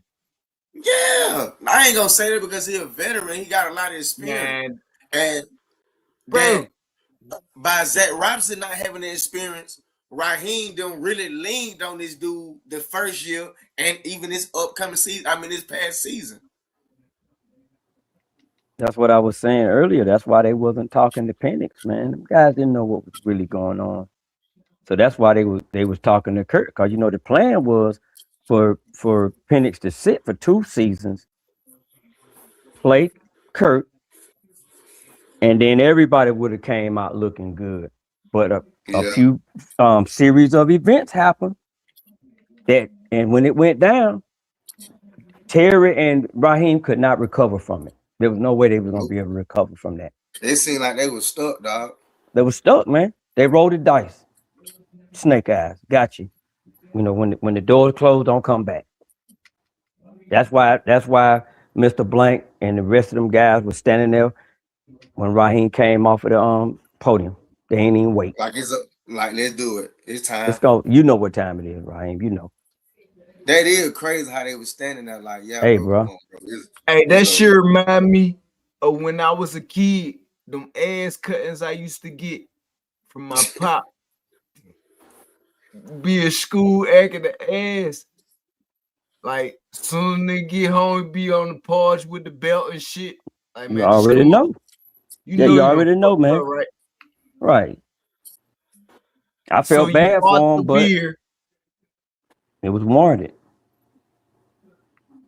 You done fucked up, right? So I'm gonna be honest, I didn't, bro, because I felt like he played in Arthur Blank face, and at some point, Arthur Blank really started paying attention to what was translating on the field and even behind the scenes within the social media. Like, I truly felt like Arthur Blank started dialing in on, like, hold up, something ain't going right with my organization, because why all these things coming out of the players saying this how the players feeling, this look at how we playing on the field, look at the energy of our players. When they asking him certain questions, it seemed like he can't give no real answer. I felt like a lot of that played in factor. And I think that Matt Ryan been behind the scenes more than what they saying, because they really truly can't say that. But I truly felt like he even been paying attention, like, hold up, this some bullshit. I see what they doing. They ain't really taking certain things, they ain't been accountable. And I felt like by Stefanski saying that a lot, bro, that was like a very true statement. Like, you can look at it and tell, like, when nobody being held accountable of nothing, like some games, it look like players is out there were doing what they wanted to do, bro. And you can't forget now. You can't forget that this ain't the first rodeo for Mr. Blank, being deceived and spending over $100 million. If you know, you know. Somebody lied to him about their involvement in something. Same thing, man.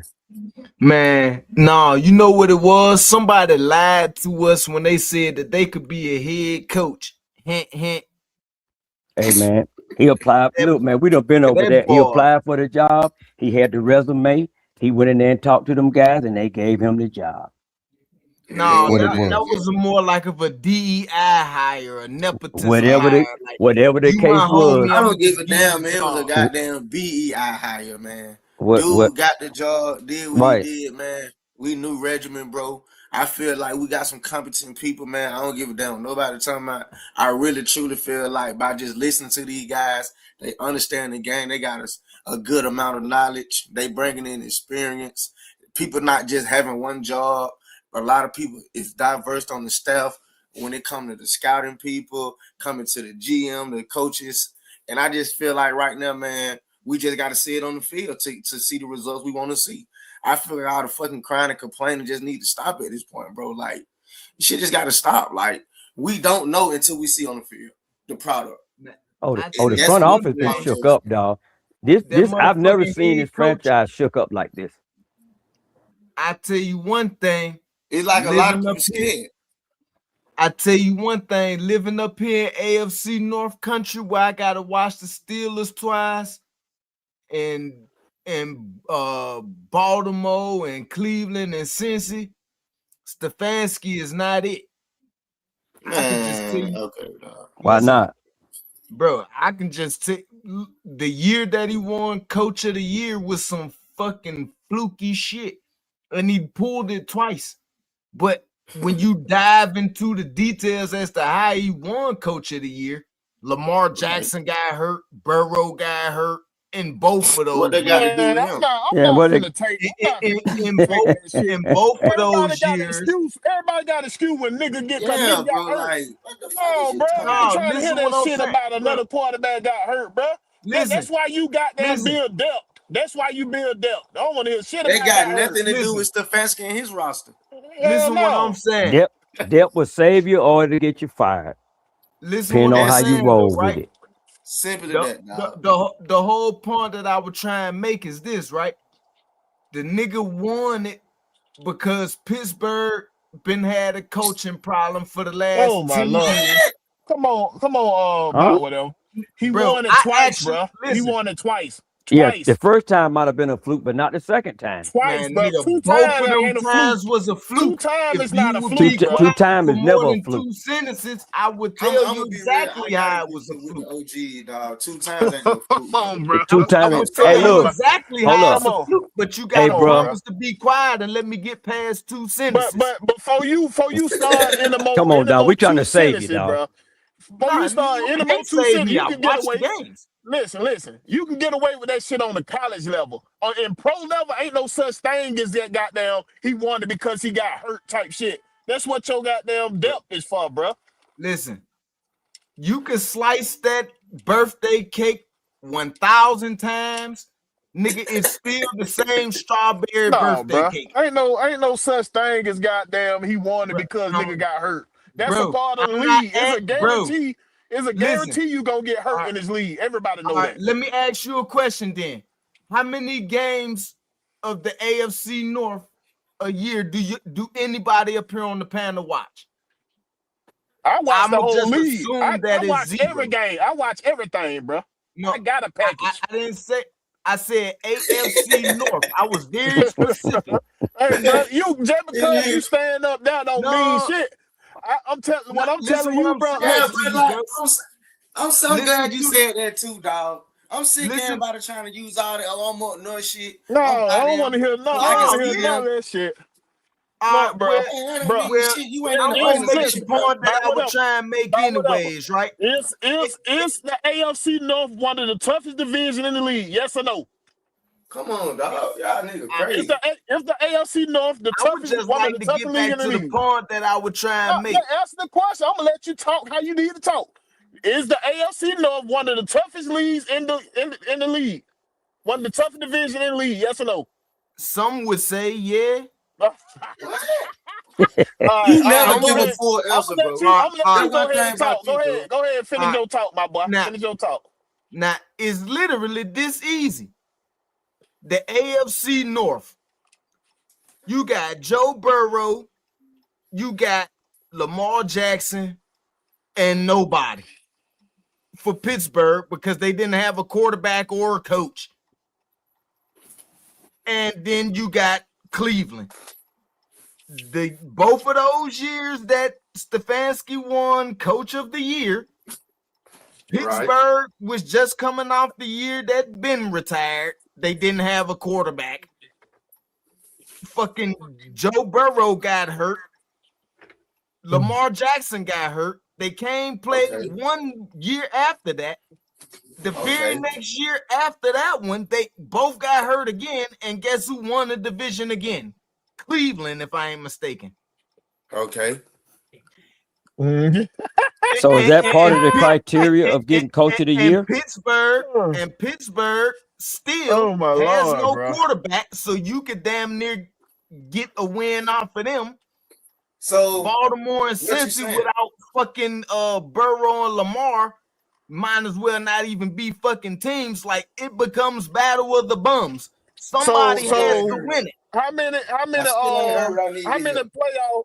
times did Joe Burrow make it back to the playoff after the Super Bowl year? Hold on, wait, what?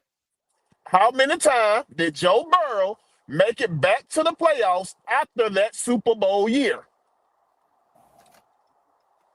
I ain't for certain, bro. The answer is zero. The answer is zero. He ain't made it back to the playoffs. So what's your excuse about him being injured or healthy? It don't matter. Cincinnati fucking sucks. Listen, I ain't saying nothing about Cincinnati, bro. I just gave you the facts. You're using it as an excuse. No, you're using it as an excuse. You saying he wasn't healthy is the reason why Stefanski won. I didn't make no excuses. I just told you the facts. I just told you the facts. That's a whole excuse. In both of those, that's a whole. You're. I just hold on, bro. One thing you know we gonna do over here. We gonna keep it real with you over this motherfucker. We gonna keep it real. If you go on your Google right now and look up the years that Kevin Stefanski won Coach of the Year, go and look those up. 22, if I'm mistaken. Let me ask you something. Let me ask you something about whatever. And where was all the other quarterbacks that's supposed to be good in that division at? Don't worry, Wentz. Listen. Who won the Super Bowl for the Philadelphia Eagles? Was it their starting quarterback or was it their backup? Everybody. Their team won that. What? Hold up. About what up? They who won it? They was stacked. That Philly mob was stacked. So why are you using a quarterback getting hurt for the reason that somebody won goddamn Coach of the Year? Ain't it a team sport? He won Coach of the Year because you played and you beat up on a bunch of nobodies, bro.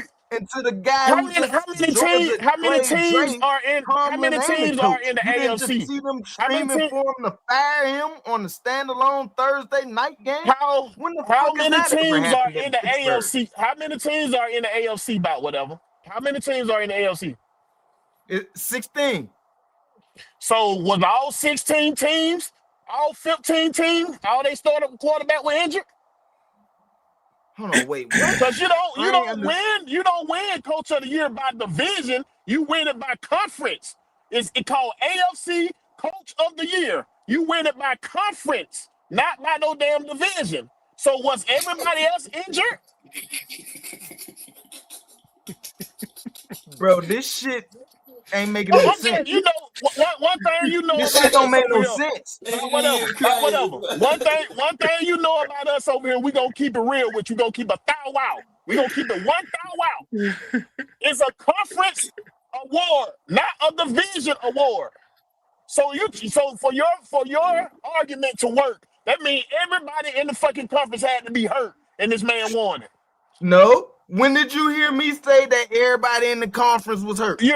You're using about his division being hurt for why he won it. That is not why he won it. He won the division. He won the division. He in both of those years. He didn't win the division. He did not win the division that year.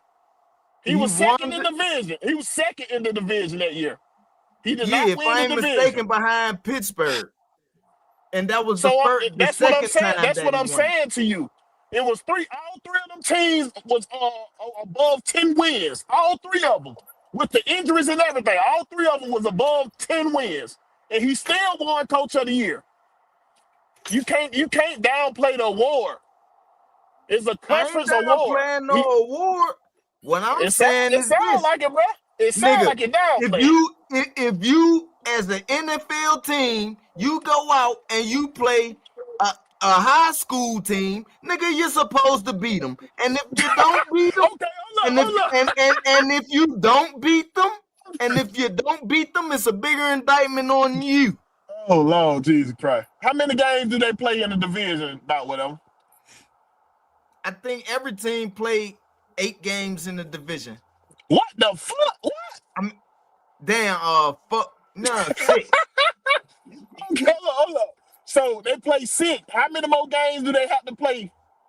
How many more games do they have to play with everybody else?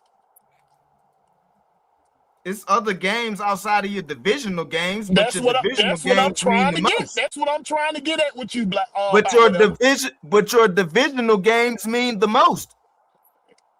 You gotta win your division to make the playoffs, unless you gonna be a DI wild card, nigga. He didn't win. They didn't win the division. He was in the wild card when they went to the playoff and won the playoff game against the division leader. He wasn't coaching that game though. But it don't matter. It was his game plan. It was his coaching staff. But it wasn't him coaching. I thought Coach of the Year was based off of expectations, exceeding expectations, and having overcoming adversity. Things like that. That's what I thought it was. Exactly almost like comeback player of the year. Overcoming adversity, beating 2 backups. If that's overcoming adversity. Now you going back to the division again. You gotta play a whole NFL schedule. Chubb got hurt in week 4. Chubb got hurt in week 4. He wasn't activated again until week 10. So that's adversity. Right. And if you're able to still make a season out of it, then I think that has a lot to do with being, chosen for that Coach of the Year. Just like almost like to me, comeback player of the year. So it's a little more easier to go out there and handle your shit when you're playing against nobodies.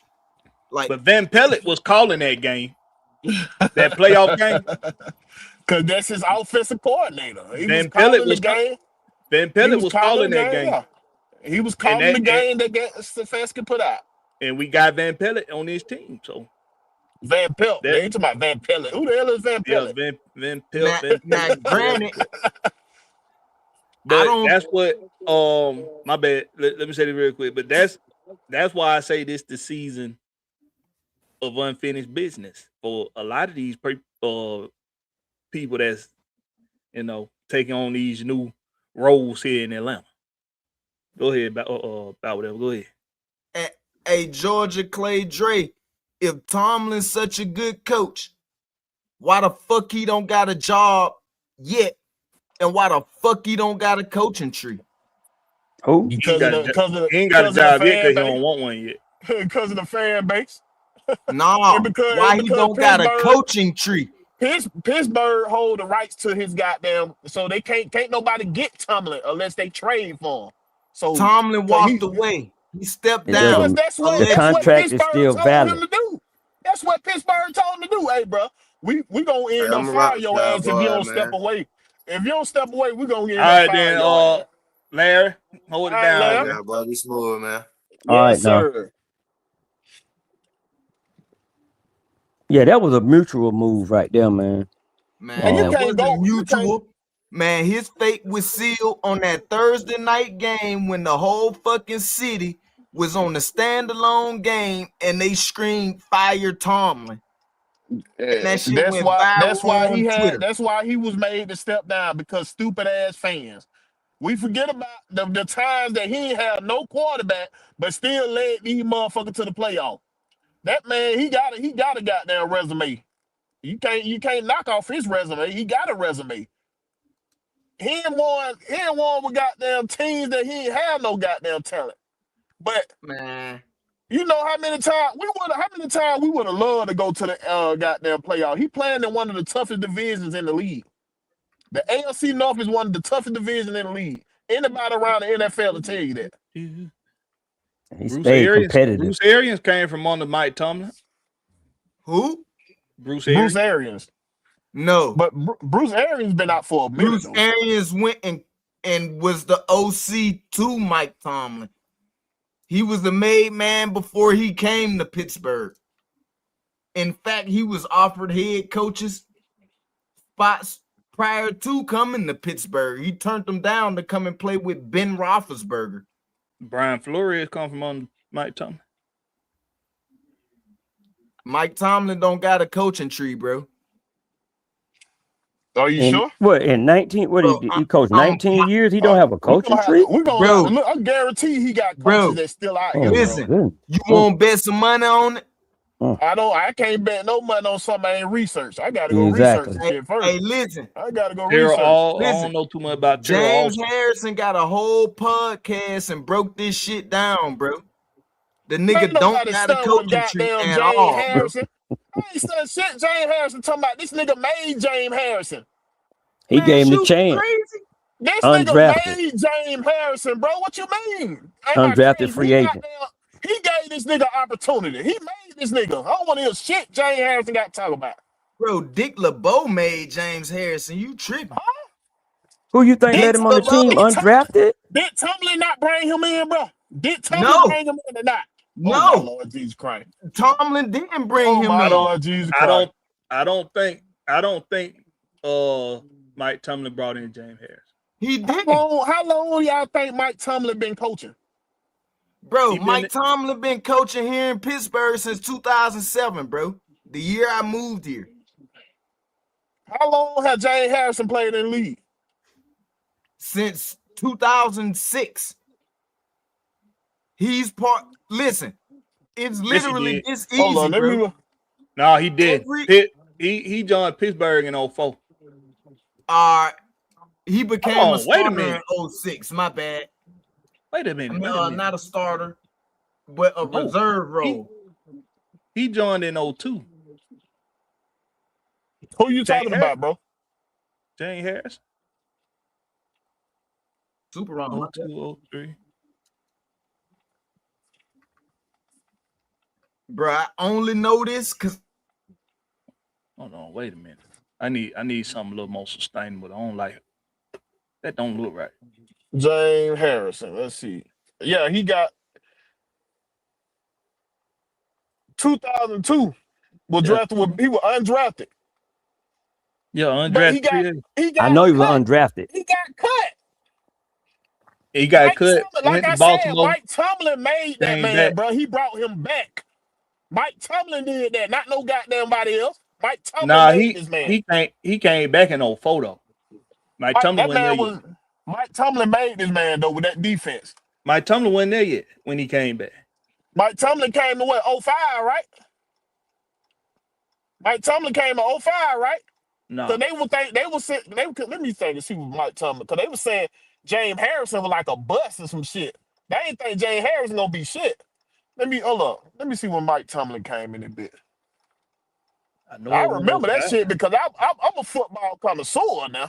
07, 06, 07? 07 sound more. Okay. Let me see. Let me make sure. Shit, that's how you know you starting to get a little age under you when you can't remember shit like that. Mike Tomlin, I think he been coaching about 19, 20 years, right? Yeah, he been coaching. It would have been like 19 So he had seasons. to be like 2005, 2006. All right. He got the head coach job in 07. He was defensive coordinator for Minnesota in 06. Well, we didn't know nothing about that cat till Tomlin. So he got with Tomlin. Exactly. That's what I can't say that Tomlin now. brought this man up, bro. Because we know James Harrison was not getting, as you see, if you can look at his shit, he got goddamn cut, went to the Ravens, played on the practice squad. Then he played on some kind of overseas team. Then he got brought back to Pittsburgh. Mike Tomlin made that man, bro. Nobody knew about that guy till Tomlin got him over there and turned him loose. Matter of fact, Mike Tomlin changed his position. That's what turned him up. That's what I'm saying. He had his best. He had all his best seasons under Mike Tomlin. Yeah, I know what I'm saying. I'm a football connoisseur, bro. 04 to 06, he only had 4 sacks in that time frame. Didn't even get 100 tackles in that time frame. 07 to 09, well over 100 sacks. I mean, not sacks, tackles, I mean. Well over 100 tackles. from 07 to 08, he had 24 and a half sacks. Yeah, and he had 16 sacks in 08 and 8.5 in 07. Yeah, bro. And the answer 10.5 in 2010, 9 in 2011. I ain't gonna let y'all dog. Now Mike Tomlin Hey, might be getting old. He hey might be man, old or some Thomason, shit. I ain't gonna let and that guy, and he knew that Thomason was big in his development in NFL. That's why that guy played with that fire, man. Who was the defensive coordinator? Who was the DC? Because if you're gonna give all that glaze for James Harrison to Mike Tomlin, who the DC was? Because did what I say now. Mike Tomlin was calling his own play for a minute though. He was calling his own play for a minute. Calling plays and player development. You still got coaches for play. You still got position coaches. But who set the game? Who set the plan? Who set the plans for the week? Blackberry. Okay, Whose job is to set the plan for the week. Hey, I'm just saying, did nobody want to give Raheem Morris no kind of credit for none of the players that was under him as a DC? Did nobody want to give? Did nobody want to give Raheem Morris no kind of credit? They said, nobody on this panel. Nobody over here did. They just love Raheem because they let them do whatever they want to do. Not over here. I know what you're talking about, but not over here. We know what not y'all, but tell me, not y'all, but it was. Tell me what Raheem good at. Okay. I got a video that contradicts all of that. I'm just gonna tell it like it is. Nah, not over here. Because I'm giving Raheem his props. Like I said today, they can talk all they want to about him. He got a job. He got him another job. His family's straight. At the end of the day, it's all about providing for your family and being able to, move on when the situation calls for it. Him and Zach. Yeah. Yep. So. Yeah, Dick LeBeau. That's why about what I was saying that though, because Dick LeBeau was the defensive coordinator. Yeah, but just the same way you give the accountability to the head coaches. Sometimes you just have it goes both ways, man. Yeah, he had a defensive coordinator, but he was the DC in 04 too when James Harrison came back to Pittsburgh. He was the defensive coordinator in Pittsburgh he was the defensive coordinator for 10 years from 04 to 14. And what kind of production was he giving in those 2 years though before Thomason came? No, it took him till Mike Tomlin got there when he started putting up his best numbers. And sometimes that's what it takes. Fact. Yeah, sometimes that's what it takes. That's factual. Yeah. So we're not giving him the credit, but we're just saying, pretty much saying that, hey, he do deserve some of the credit. But my thing is,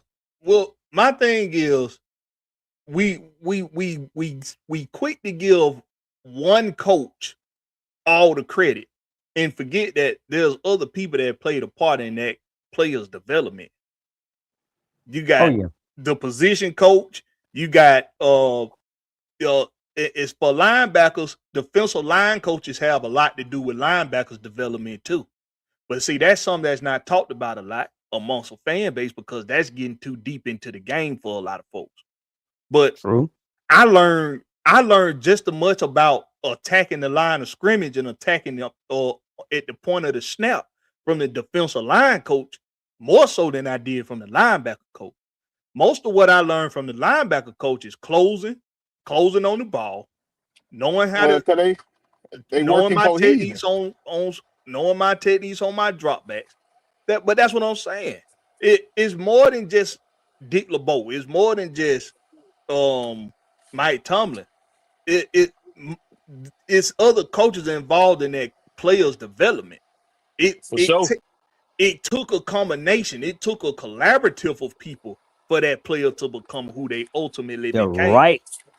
That's why when I hear people discredit what your boy for the Rams, the safety for the Rams, when he gave Raheem credit for helping him become who he was, What are you talking about, Jalen Ramsey? Jalen Ramsey. A lot of people wanted to discredit that because it was Jalen Ramsey just saying, "Oh, he let me do whatever I wanted to do." But that's a part of a player's development. Means if a player is crediting a coach for a part of his development, you can't take that away from the coach. If a player is coming at a coach for not helping him get further ahead in his career, like Baker Mayfield just did, then you can't take that away from that coach neither. You gotta take all that stuff into account. That's why I said yesterday, I'm not finna get a Krispy Kreme glazing to none of these motherfuckers yet. You're not gonna get Krispy Kreme glazing from me because everybody got a lot to prove right now.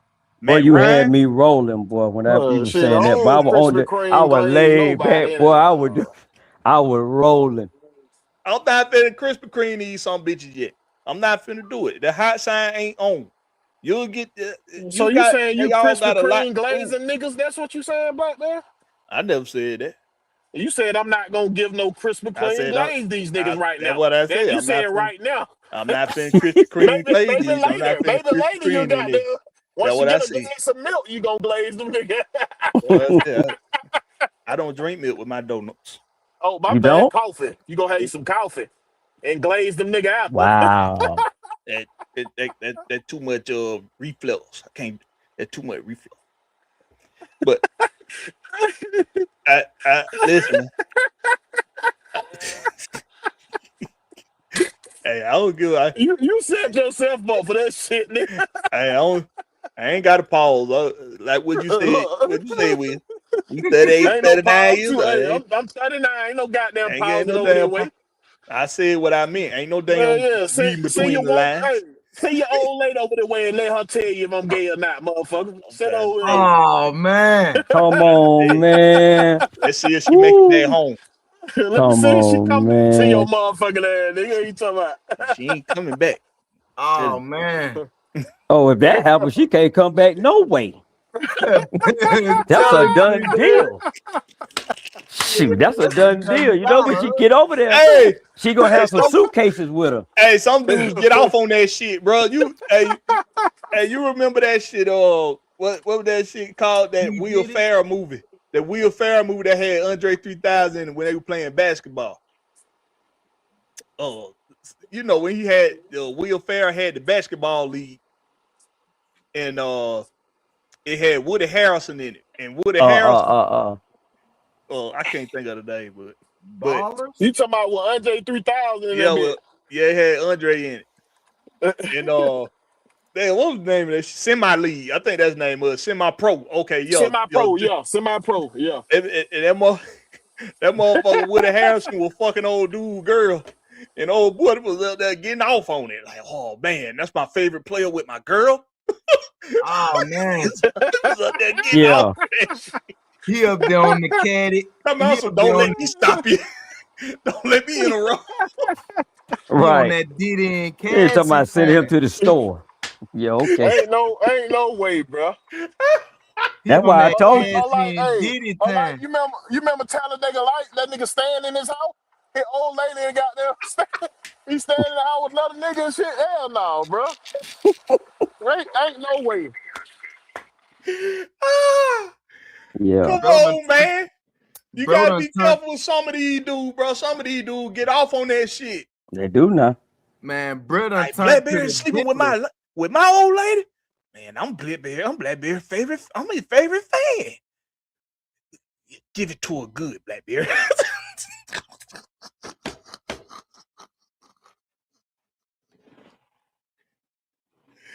Come on, man. Come on. Come on, man. Some of these dudes, bro, real life situation. Quick, short story, Blakberry, real quick. I used to do door-to-door sales with I just sell AT&T U-verse door-to-door. And one day I done came across some weird characters, man, doing that door-to-door stuff.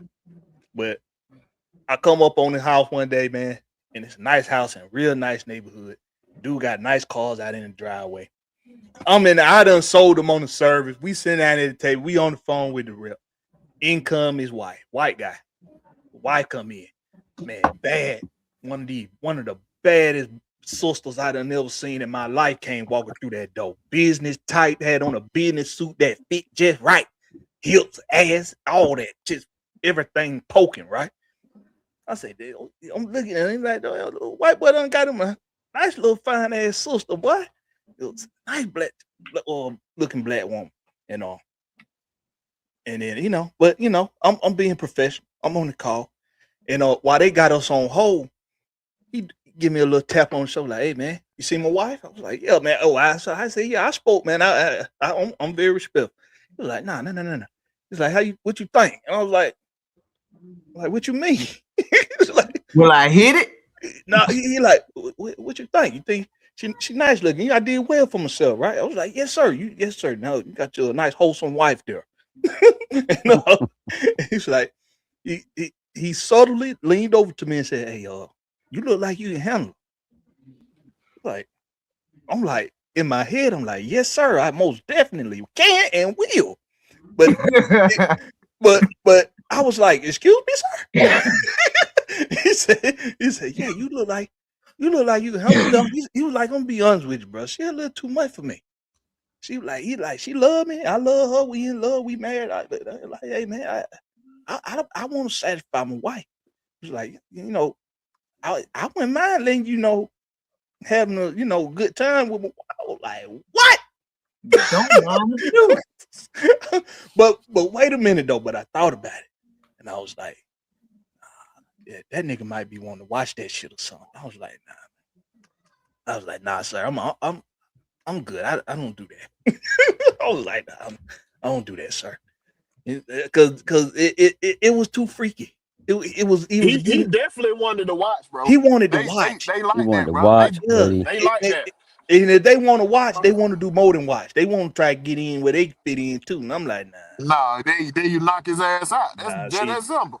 Because then I'm gonna been and took your wife and your life. So nah, I can't do that, sir. I can't do that. Don't mind if I do. Man. I know you'll do it, nigga. You make sure you stay way clear of me, sir. You stay over there. I'm gonna take care of it for you. I'm gonna take care of it for you. You stay your ass way over there. Right there. Hey, what's my time frame? Man, I don't know what would have happened if I would have did that shit, bro. I just had to think about the big picture, man. And I was like, man, I had some crazy encounters when I was younger, bro. Like, bro, I used to goddamn kick it with a doctor. That bitch sent a car to come pick me up on my lunch break. Oh, you to have come sugar, hit, mama. to come hit. The bitch gave me lunch money. When I say lunch money, the bitch gave me $500 and told me go get something to eat and sent me back to work in the same. I say, oh my God, what the fuck? I felt like a gigolo or some shit. I'm like, what the hell is this? You need to explain that one to your wife so you can get that one back on the team. Hell no. I wouldn't put my wife in that situation like that. She might be down. You don't know. Wife might be down. She don't be down because she love me. I don't want to put in that situation because she love me type shit. You gonna have to come to me with that situation, then we could talk about it. But I ain't gonna put it in there. That's how you play it. You got to bring it up in conversation so that she can one day, come back. If you don't bring it up and she don't know, then but you got to be like, yeah, shit, that was a crazy time in my past, babe. Hey yo, she already know how crazy back then though. She might come back and be like, is that bitch still around? What his bitch at? What the nigga Martin say on Blue Streak when they told him you can't go over this line? He said, oh, you can't. You can't. Well, watch me. Watch me. Yeah. Watch me. Oh, hey man. You can't. If you young out there, if you still in your mid-20s to early 20s, enjoy your life now. Enjoy your life, man. Listen, when it's something I suggest that a lot of young guys do that don't know where they going. If you don't know what direction you going, and it's really for athletes that don't make it past JUCO or don't make it past D2 or something like that. Get into a sales position where you forced to talk to people, because you're gonna run into so many different women, man. And then for the fellas, you're gonna run into so many different ladies, man. When I was interviewing a chick on that job to put on my team. And this chick seen what the job entailed, and she went down with doing golden door to door and all that. She went down for all that. So she just straight out just told me, she was like, yeah, I'm really not interested in the job. But she was like, shit, what you trying to do though? And I was like, shit, say less. Like, I got something for you. Say less. Like, cause you ain't gonna get hired anyway. So say less. Hey man. I got enjoy your life for you. Might leave your soul for a few minutes afterwards, but I got a very good job for you. Hey, Zay, enjoy your life, because you don't want to have no regrets once you decide to tie it up. You don't want to be in that situation. You want to make sure you love your person who you with. So make sure you did all your bullshit before you tie that knot. You know what I mean? I swear. Because I got all my bullshit out the way. I got all that out the way. I did enough for everybody on this panel. I can write 3 books for all y'all nigga. But that's what I'm saying. Make sure y'all goddamn enjoy yourself before you decide to lock it down. I never thought I'd get married, bro. That's how me either. I wasn't even in that category, in that atmosphere. I never thought I'd get married. Hey man, but like I say, man, if y'all 25 and under, hey man, enjoy your life. But you protection while you're enjoying yourself. Okay. You better have that raincoat on, or your shit fall off in the toilet when you goddamn try. You protect motherfucker on. Hey man, it have fun out here, man. Don't let nobody tell you, you're not supposed to be out there, mingling and tingling. Don't let her tell you she allergic to goddamn condom. Tell that bitch is latex free. It's latex free, bitch. Don't let her hit you with that. I'm allergic to condom shit. Fuck that. Yeah. Latex free. Yeah. Have them in the glove box. Have them in the armrest. Have them all over the place. Don't put it in your wallet and dry your shit out. Don't believe that TV shit. Don't put the shit in your wallet. That's some shit they did on TV for dramatic purposes. When you use it, it's gonna bust. It's gonna pop on your ass. And you gonna hear it pop too. Yeah. And then those 2 famous words come out. Uh-oh. Nah, bro. And if you hear that thing popping, she like, you better pull out. Don't stop. You better pull out. Too late. Oh, no. It's already too late, dog. We done. Your life has changed. I go re-up. We done until I re-up. I'm telling you, boy, Blakberry was real careful, boy. I ain't had no kids. I ain't had kids until I met my wife. I had kids with one woman. My wife. Me too. I ain't got kids floating around. One woman. I'm telling you, my golden rule was, if I'm gonna be out here and be a bachelor, I'm gonna sleep with one woman at a time. I ain't finna have 3 different women that I'm sleeping with in the week. I ain't do that. I ain't gonna tell that lie. I ain't do that. Yeah. I can't even sit here in front of my shit like that.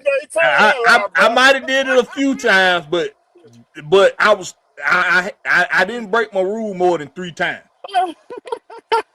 Hey, the effort was there, right? The effort was there. Georgia State. When my cousin went to Georgia State, oh shit, I had the family pack coming from Walmart. Hey, you talking about family pack? Oh, bro got the $30 box. What? Bro got the $30 box. That shit was $15. $15, and it had 30 condoms in that bitch. Oh no, them shit's $30 now, bro. Now they yeah. Damn, like cigarettes. Nigga, I pay. Look, that's $1 worth spending right there. Yeah. Nigga, that work. Shit, that's saving my life. I pay that shit. Damn, that's like being at the corner store and having to choose between a pack of cigarettes and a pack of condoms. What in the world? It's gonna be colors all day. Fuck the cigarette. Man, Fuck the cigarette. man, I'm getting 2 loosies because I'm gonna need one before I'm and about one to say after. you can get them loose cigarette. They give them loose cigarette, goddamn. Now that's some hood. That's some hood shit right there, boy. That's some hood shit. Grab me a couple loosies, dog. Yeah, take your ass to that shell. Bro. You know they got the loose cigarettes in that big. Go to the shell, Bro. A Four Loco. Believe me. A Four Loco, 2 rubbers, and 2 cigars was like $10 back in the day. Back in the day, That Four was Loco, boy. $10. Now, shit. You lucky to take $10 in there and be able to get a lottery ticket. Yeah. If you drink 2 Four Locos, you ain't even gonna touch the pussy because you gonna be asleep. So you don't get 2. just get one. Night. Get one. Night. You get one Four Loco and don't try to finish it neither. You just sit. Don't throw it back. Take your time, drink that shit. Bro, that's one of the biggest mistakes I made as a single man. And I learned, but it only took me one time to learn. But you finna be in this thing all night if you drink that whole Four Loco. Because when I tell you, it got to the point I was just like, fuck it, I'm going to sleep. I was like, I ain't getting nothing. I'm getting something out of this, but then again, I ain't getting nothing out of this because I can't. Ain't making no progress. I ain't making no progress. Marking time. Yeah, you got because she already caught hard. Well, she ain't caught hard. You just wasting time there. Yeah. In her mind, it's the greatest night of her life. Done. Yeah. In your mind, this is the worst night of my life. Like, come on, Mike. Come on. Hey, what the nigga Magnus be saying? This was the best day of your life, but today it was just. But for me, it was just Wednesday. Well, the whole she like, well, what is nigga on one tonight? Oh, he's going in. You like, Lord, help me, please. Let me get one. She gonna let me get one in the refrigerator every time you come over that bitch. She got one in the fridge. Be like, oh baby, you drank Four Loko? Nah, that's for you. Like, no, I don't drink them no more. She was like, nah, you drink this tonight, nigga. You drinking this tonight, motherfucker. Hey, come on, man. Hey, man, but y'all fellas, man, be responsible with these guys, man, and don't listen, man. Something that now, you know, when I got older, something I started doing, I started thinking a lot more about what these females going through at the same time as us experiencing that with them. You see what I'm saying? So just make sure you're taking care of these young ladies out there, man. And we gonna start. See, I ain't never disrespected now. I ain't never one of them type that goddamn disrespect them to their face and shit and be talking to another broad in their face. No, I ain't never did no shit like that. Don't do that. Respect these ladies, man. I'm very, very ignorant. We know. I hit your fucking friend as soon as you walk out the room. By whatever, wake up and his shit be sitting on his chest. Like, what the fuck? Man, look. What the fuck, bitch? Bro, I'm ignorant with it. Bro. Putting that joint from the back, bro. Put my foot all on the head and pin her down and shit. See, about whatever you doing the shit that make them not even want to call you no more. You want to get called again. You don't want them not to call you. That's what's wrong with these young niggas now. They try to goddamn like it's drill time every damn time. They just drill. No, you got to caress that shit too, nigga. You got to caress that pussy. Man, look, you got to caress that pussy. I ain't got time for no caressing, man. I came here for one thing. I ain't man, we waiting in left field. I don't know how the hell we get in left field. We over there though. We out of field. We done went out the park with. We Andrew Jones and this shit. We in the goddamn stand. We out the park with it, man. Hey, let's start. Hey, man, 3 Dirty, man. Yo, give them your last, comments and remarks on the introduction to our new general manager, Ian Cunningham, and just give us your closing remarks on what you think. we going with this? Hey man, I like the vibe, man. I like the feel. Like I said, I read the room. I just wanted to, I was looking at the mannerism, what they were talking about. I wasn't even going to get into, expectations. I just wanted to hear what we were doing right now, where we were. Just learn a little bit about the GM and and how Matt Ryan was going to handle himself up there as being in that new position. So I'm real optimistic. I feel a lot better now than I did 2 weeks ago about this whole situation. But the only other thing I want to talk about as far as and I'm just gonna say this going out.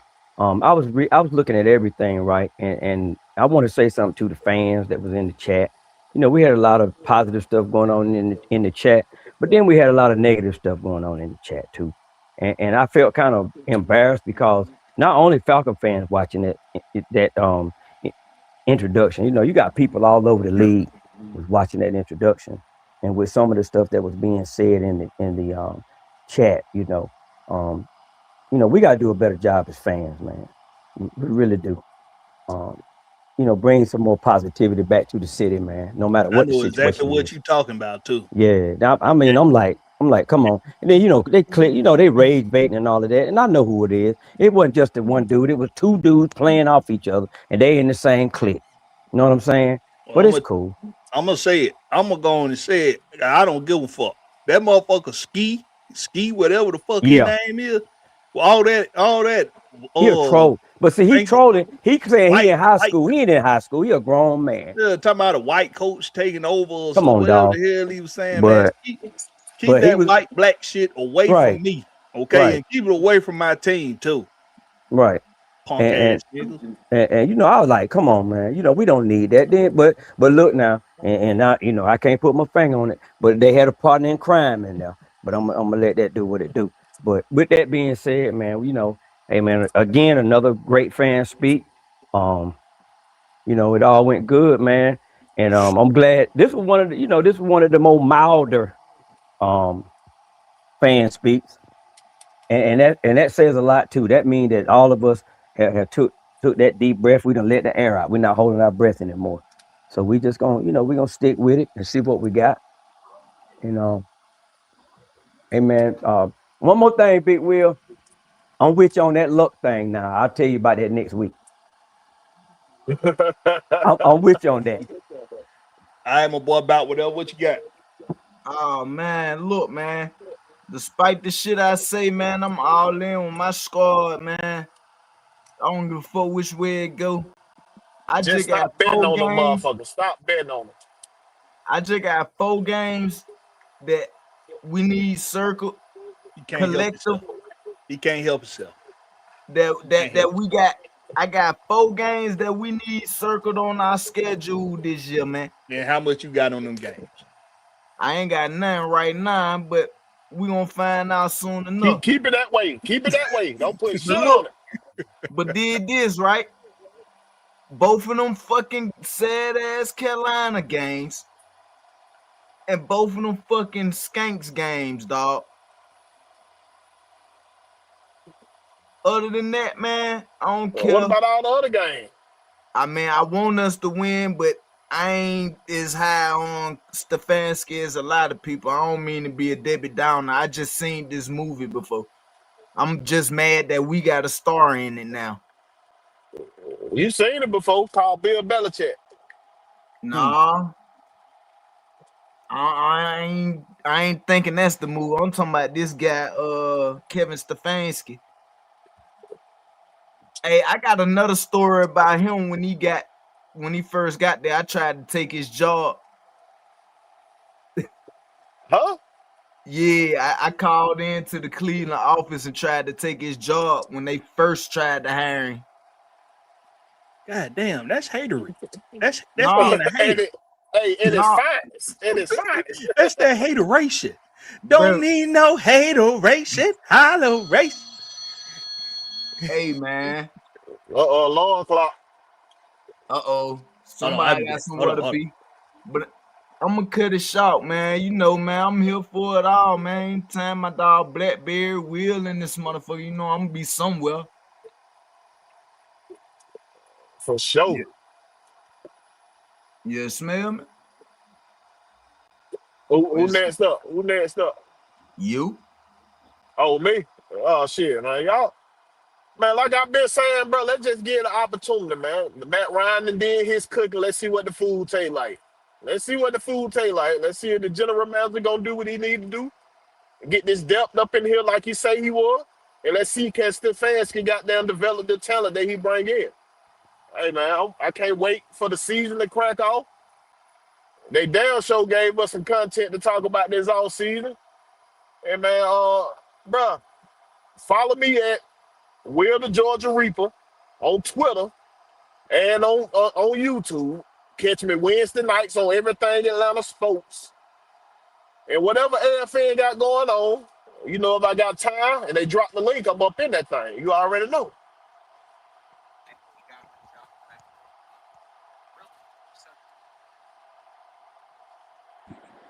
Blakberry, you know? Yeah, y'all, man. Hey, man. Y'all heard him, man. Y'all make sure y'all go check out my boy Big Will, the Georgia Reaper. Hold on, I got you, Will. Make sure y'all go check out my boy, man. Will the Georgia Reaper, man. Go subscribe to my boy. Appreciate that. Zay in the bag for free, aka free game, for reposting the stream. Everybody else that's watching, man, y'all make sure y'all do us a solid. Hit that like button. And if you haven't done so already, hit that subscribe button. Right now. And do it right now. Don't waste no time. Do it right now. Appreciate everybody that came on the panel. My boy about whatever, aka oh hell no. 3 Dirty, Zay in a bag, Larry. Zay in the bag came on the panel? Yeah, he was on here earlier, I think. He came in for a minute. Georgia, Texas boy. That must have been when I wasn't in here yet or something. Nah, you weren't in here yet.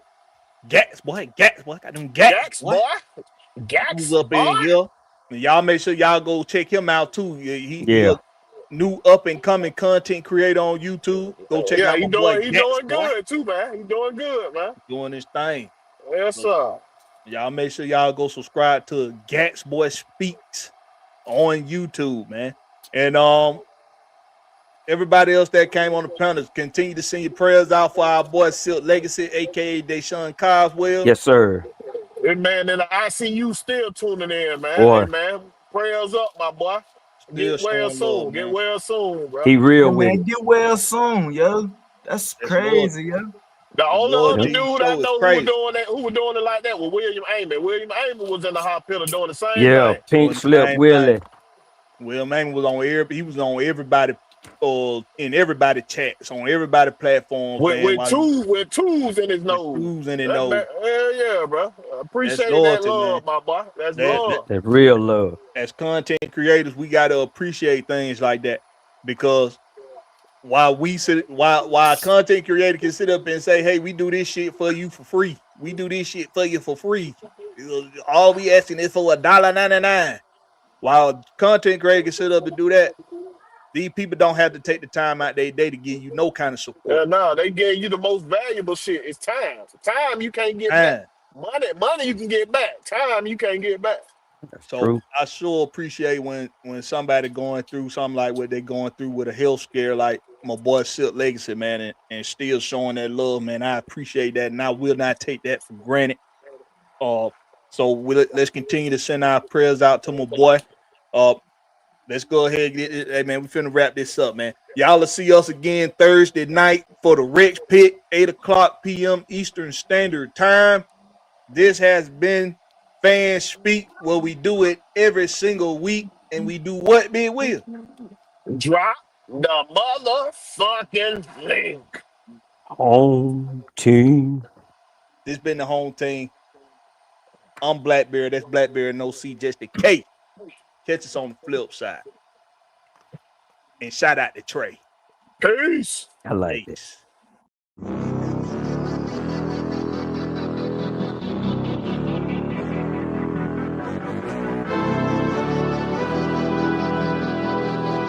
night ride on the track.